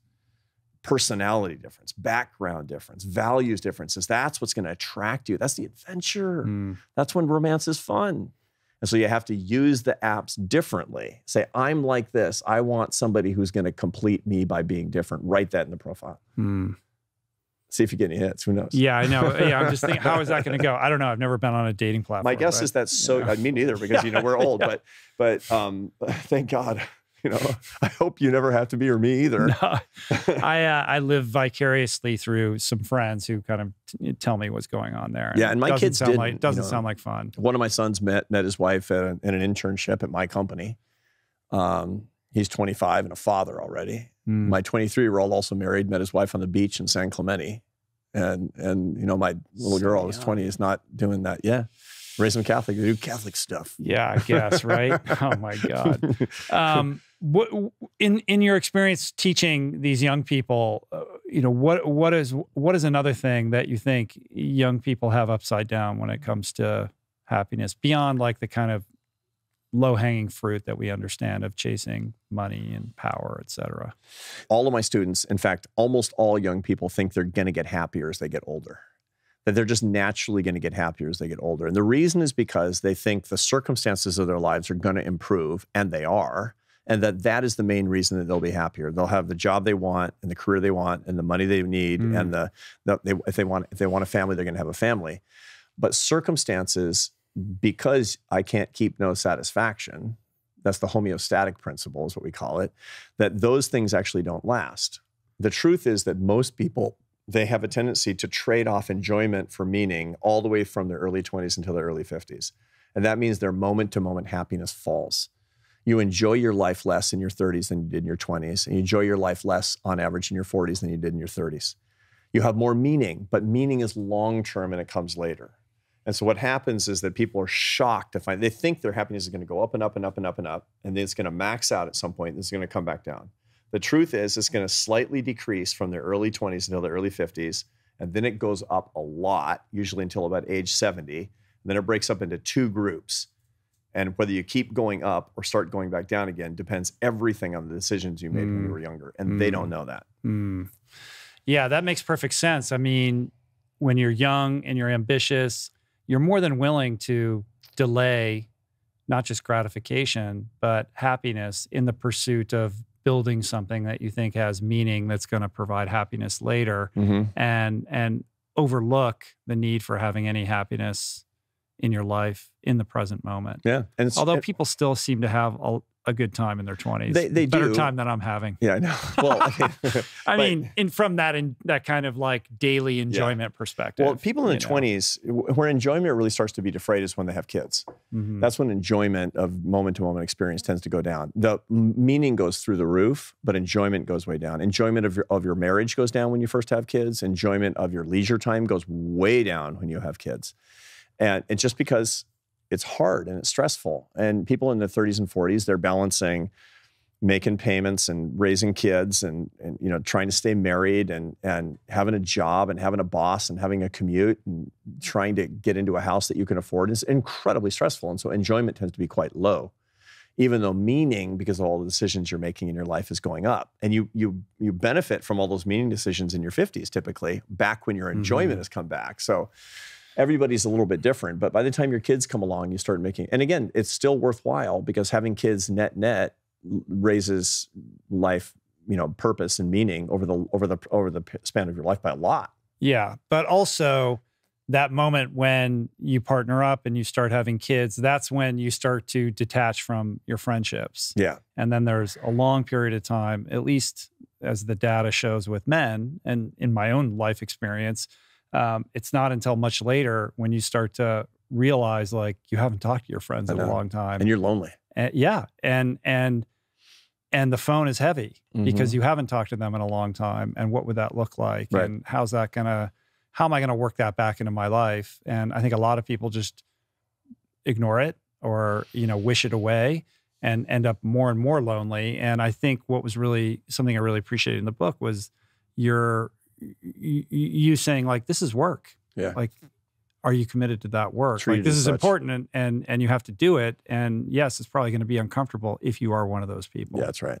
That's right. And you have to take it seriously enough to put in the time. See, the people that you see the most often are actually your coworkers. Most people will spend more time with their coworkers even than their family. And they'll even say they're my friends, but they're deal friends, not real friends. Typically, you can have real friends at work. That's great. 17% of marriages actually start in the workplace. That's great. But mostly you've got these deal friends. And if you stopped working together, you probably wouldn't keep hanging out. And you hang out because you kind of like that person. And then the people that you really love that you met in college and you hung out with, and you were going to be friends forever, and you haven't talked to them for 2 months and 3 months and 6 months. And that's one of the reasons that some of the loneliest people in America typically have been 60-year-old men. And 60% of them say their best friend is their wife, whereas 30% of their wives say their best friend is their husband. Contemplate that statistic. I'm just thinking about your life. Like you're traveling 48 weeks out of the year, you're on the road to somewhere. You're married, your kids are out of the house. So that probably makes it easier. But what does a day in the life look like for you? And how do you make room for friendships and family, for that matter. So I mean, I have routines that protocols that make sure that I don't fall down on these things too terribly much. I don't have as many friends as I would if I lived in one place all the time, to be sure. But most of my friends don't live in Boston. I mean, I have my closest friend lives in Atlanta, as a matter of fact, and I've moved all over the place. My wife and I have moved 20 times in the past 32 years. We just, and Europe and West Coast and East Coast, et cetera, just sort of chasing our fortune. But, my friend Frank in Atlanta, he's stable and we talk. Usually we talk seriously about once a week. And we sometimes have a pretext, like we need something we need to talk about because something we're doing together in business. But typically we don't ever get to the business. So how you doing? And he'll ask me something. He has a question he's been wanting to ask me that's something deep, something heavy that's on his mind. Or I have some advice that I need from him, something that's kind of bugging me. And I know that Frank's going to give me good advice. And I set aside 45 minutes or an hour because that's how long the conversation is going to take. And I have to schedule that because I'm busy. Yeah. With my family, I'm usually out between 2 and 4 nights a week. So I'm usually home more nights than I'm there. And every morning when I'm at home, my wife and I start the day I work out from 5 to 6 in the morning. And then at 6:45, we go to Mass together. That's one of the things we do together. It's praying with your spouse is incredibly intimate. And you didn't you buy a house because it was close proximate to the okay. I went, that's a commute, right? And I wanted to cut down on the commute time. So it's a very practical decision. It's not like I'm that churchy.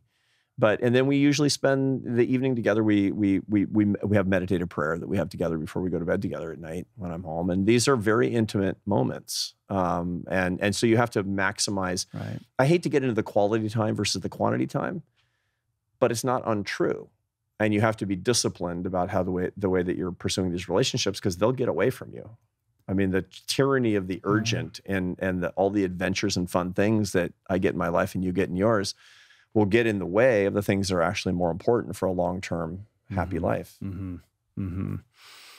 Yeah, I imagine the opportunities that get dangled in front of you are amazing and tempting, and you probably want to say yes to all of them. It's one of the things that I've done in my own enterprise, in my own company, is that I'm not the CEO. I have a CEO of my company, and she's fantastic. She's just great.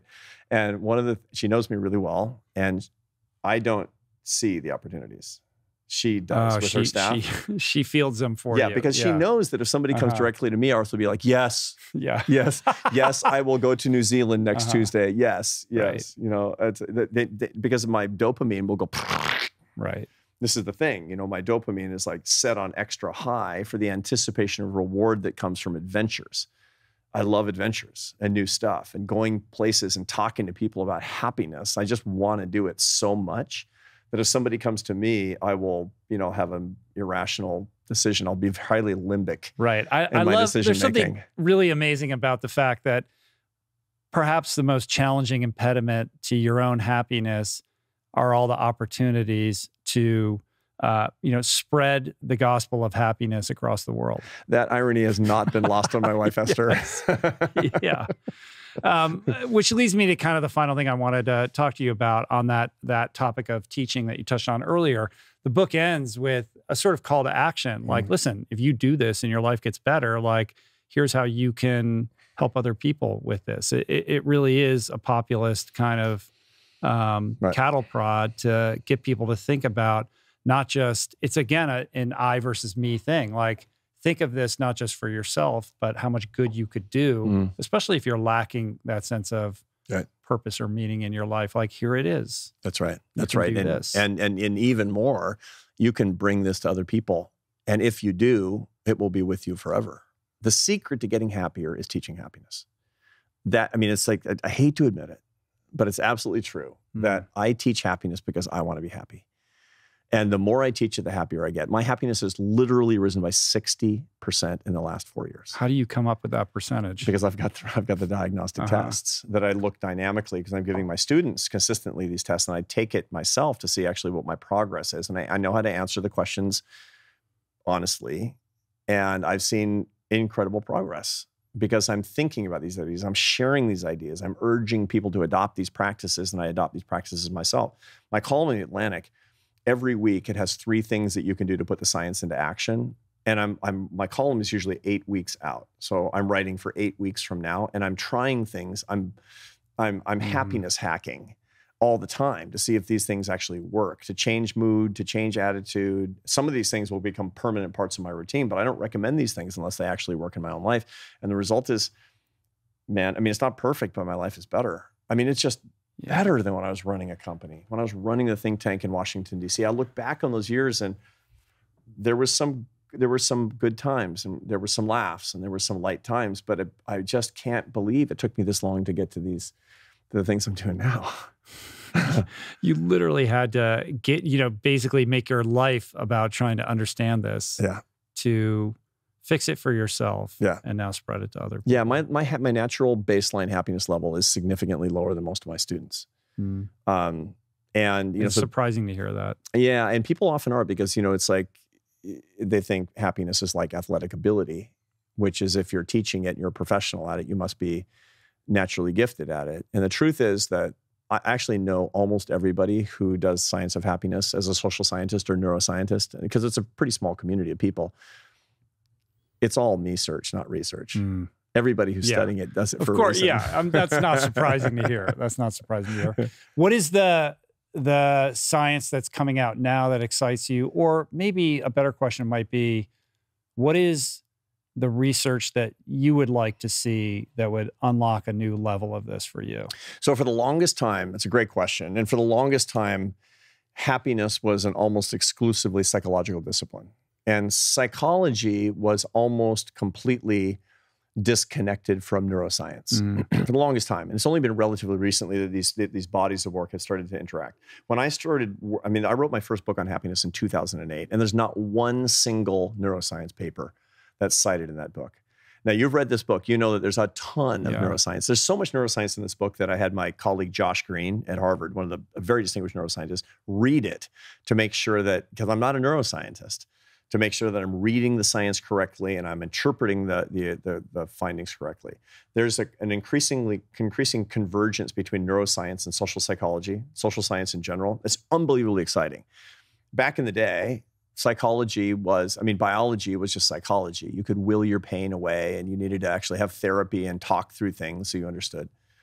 More and more and more, we're understanding a lot of psychology is actually biology. And that's incredibly empowering. Because once we understand the structure of what's going on between our ears, the psychology takes on so much more meaning because it has structural implications for the way the habits and, there's a reason that, then an ultra endurance athlete is talking to a social scientist, because our worlds converge when we understand that there's a seamlessness between the physiological and the psychological parts of what I'm talking about. And I want that to go forward even more. When I first started teaching this stuff, it was probably a few glancing references to neuromodulators, a little bit about the prefrontal cortex, and some mentions of the limbic system. Now, 30% of what I teach is neuroscience. Wow. Yeah. It's just. Does that make you want to go back and get another PhD? Well, so right now I'm reading so much neuroscience for my column and for my books that I probably have the level of knowledge of a rising junior in neuroscience at MIT or something, which is to say I have to have appropriate humility. I'm not a neuroscientist like Huberman, somebody who has, the super deep knowledge in it, but I can read the literature and I can interpret it in the context of what I'm talking about. And I always have it vetted by the pros is the whole thing. Yeah. That's super exciting. I think what's exciting about that is the agency that it gives the everyday person once they're sort of educated up on the implications of that with tools to affect their own biology with that understanding of how the brain and the nervous system work. Yeah. For the longest time, before these two literatures intersected, people would say, what's the relationship between fitness and happiness? I'm like, oh, now we know. Now we know. Fitness, diet and fitness, exercise lowers negative affect. It doesn't raise positive affect. It lowers negative affect. That's the reason that people who have naturally low negative affect can't stay on an exercise regime, because they have nothing to lower. They don't feel the benefit from it. Yeah. They don't feel the psychological benefit that comes from managing their negative affect like this. We wouldn't have known this if these literatures were not starting to intersect. And I'm still at 27 or whatever it is. What am I at? 18? No, I'm 27 on the negative affect. With all the exercise. Well, the point is, it's always going to come back up if you're managing it. You're managing it. You're not going to get a permanent diminution in your negative affect. But that's that's why I spend 5 to 6 in the gym. It's because I have to manage my negative affect, because that's where I am on the panis. Yeah. That mad scientist is a mad scientist. Yeah. It's better to be a mad scientist who's lifting weights, turns out. That's true. Yeah. It should, for here's your life protocol based on which box which person. And we can do tons more on that than we have. We can do way more than we've done on that. And that's what I want the next 10 years of this to look like, where your work and my work are intersecting more and more and more and more. So any young person out there looking for a career trajectory, neuroscience and psychology actually do. Yeah, I would do happiness. A psychology major with a neuroscience certificate at a good university, or vice versa, and then doing graduate work where you're very well versed in both. That's cool. Do it at Harvard and come work in my lab. There you go. Yeah. All right. Thank you. Thank you, Rich. It's really fantastic. I just love the work you're doing. You're by the way, as you get to talk to me once a year. I get to talk to you. I get to listen to you every week. So I appreciate that. I'm listening to you and I'm reading your stuff. Like you're out there, but you're soon about to be everywhere. I think by the time this podcast drops, you're going to be a household name in a way that you weren't previously. I think due to the turbocharging power of the Oprah effect. And I know you've got a lot of exciting stuff coming up in terms of the book and the rollout and all of that. Yeah. So I appreciate you taking time to come here. The book, Build the Life You Want, co-written by Oprah Winfrey, is probably going to be inescapable shortly. I hope it's so. I hope it's positive and pleasant as well. That was great. You did a great job, and we were chatting beforehand. Like, it's only 200 pages. Clearly, you had to really strip this down and make it. It's a very easy read, and with all the knowledge that you have, it would be very easy for you to make this dense and complicated. Yeah, I mean, I'm a professor of practice at Harvard, and that means that my job is not just bringing practice to the classroom, but bringing academic ideas to the public. And so this is really what I'm dedicated to doing, even in my academic work, is bringing big ideas to the public sphere. Yeah, well, you're a gift to the world, my friend, and I can't wait to see what you do next. Thanks, Rich. I just appreciate you. I think the work you're doing is vital and super important, and just the way that you walk your talk and comport yourself as an example of what you're teaching, I think is really impressive and magnificent. Thank you, Rich. I appreciate it a lot, and thanks for what you're doing too, for me and for everybody. All right, part 3 at some point. Right on. Yeah, thanks. Thanks. Peace.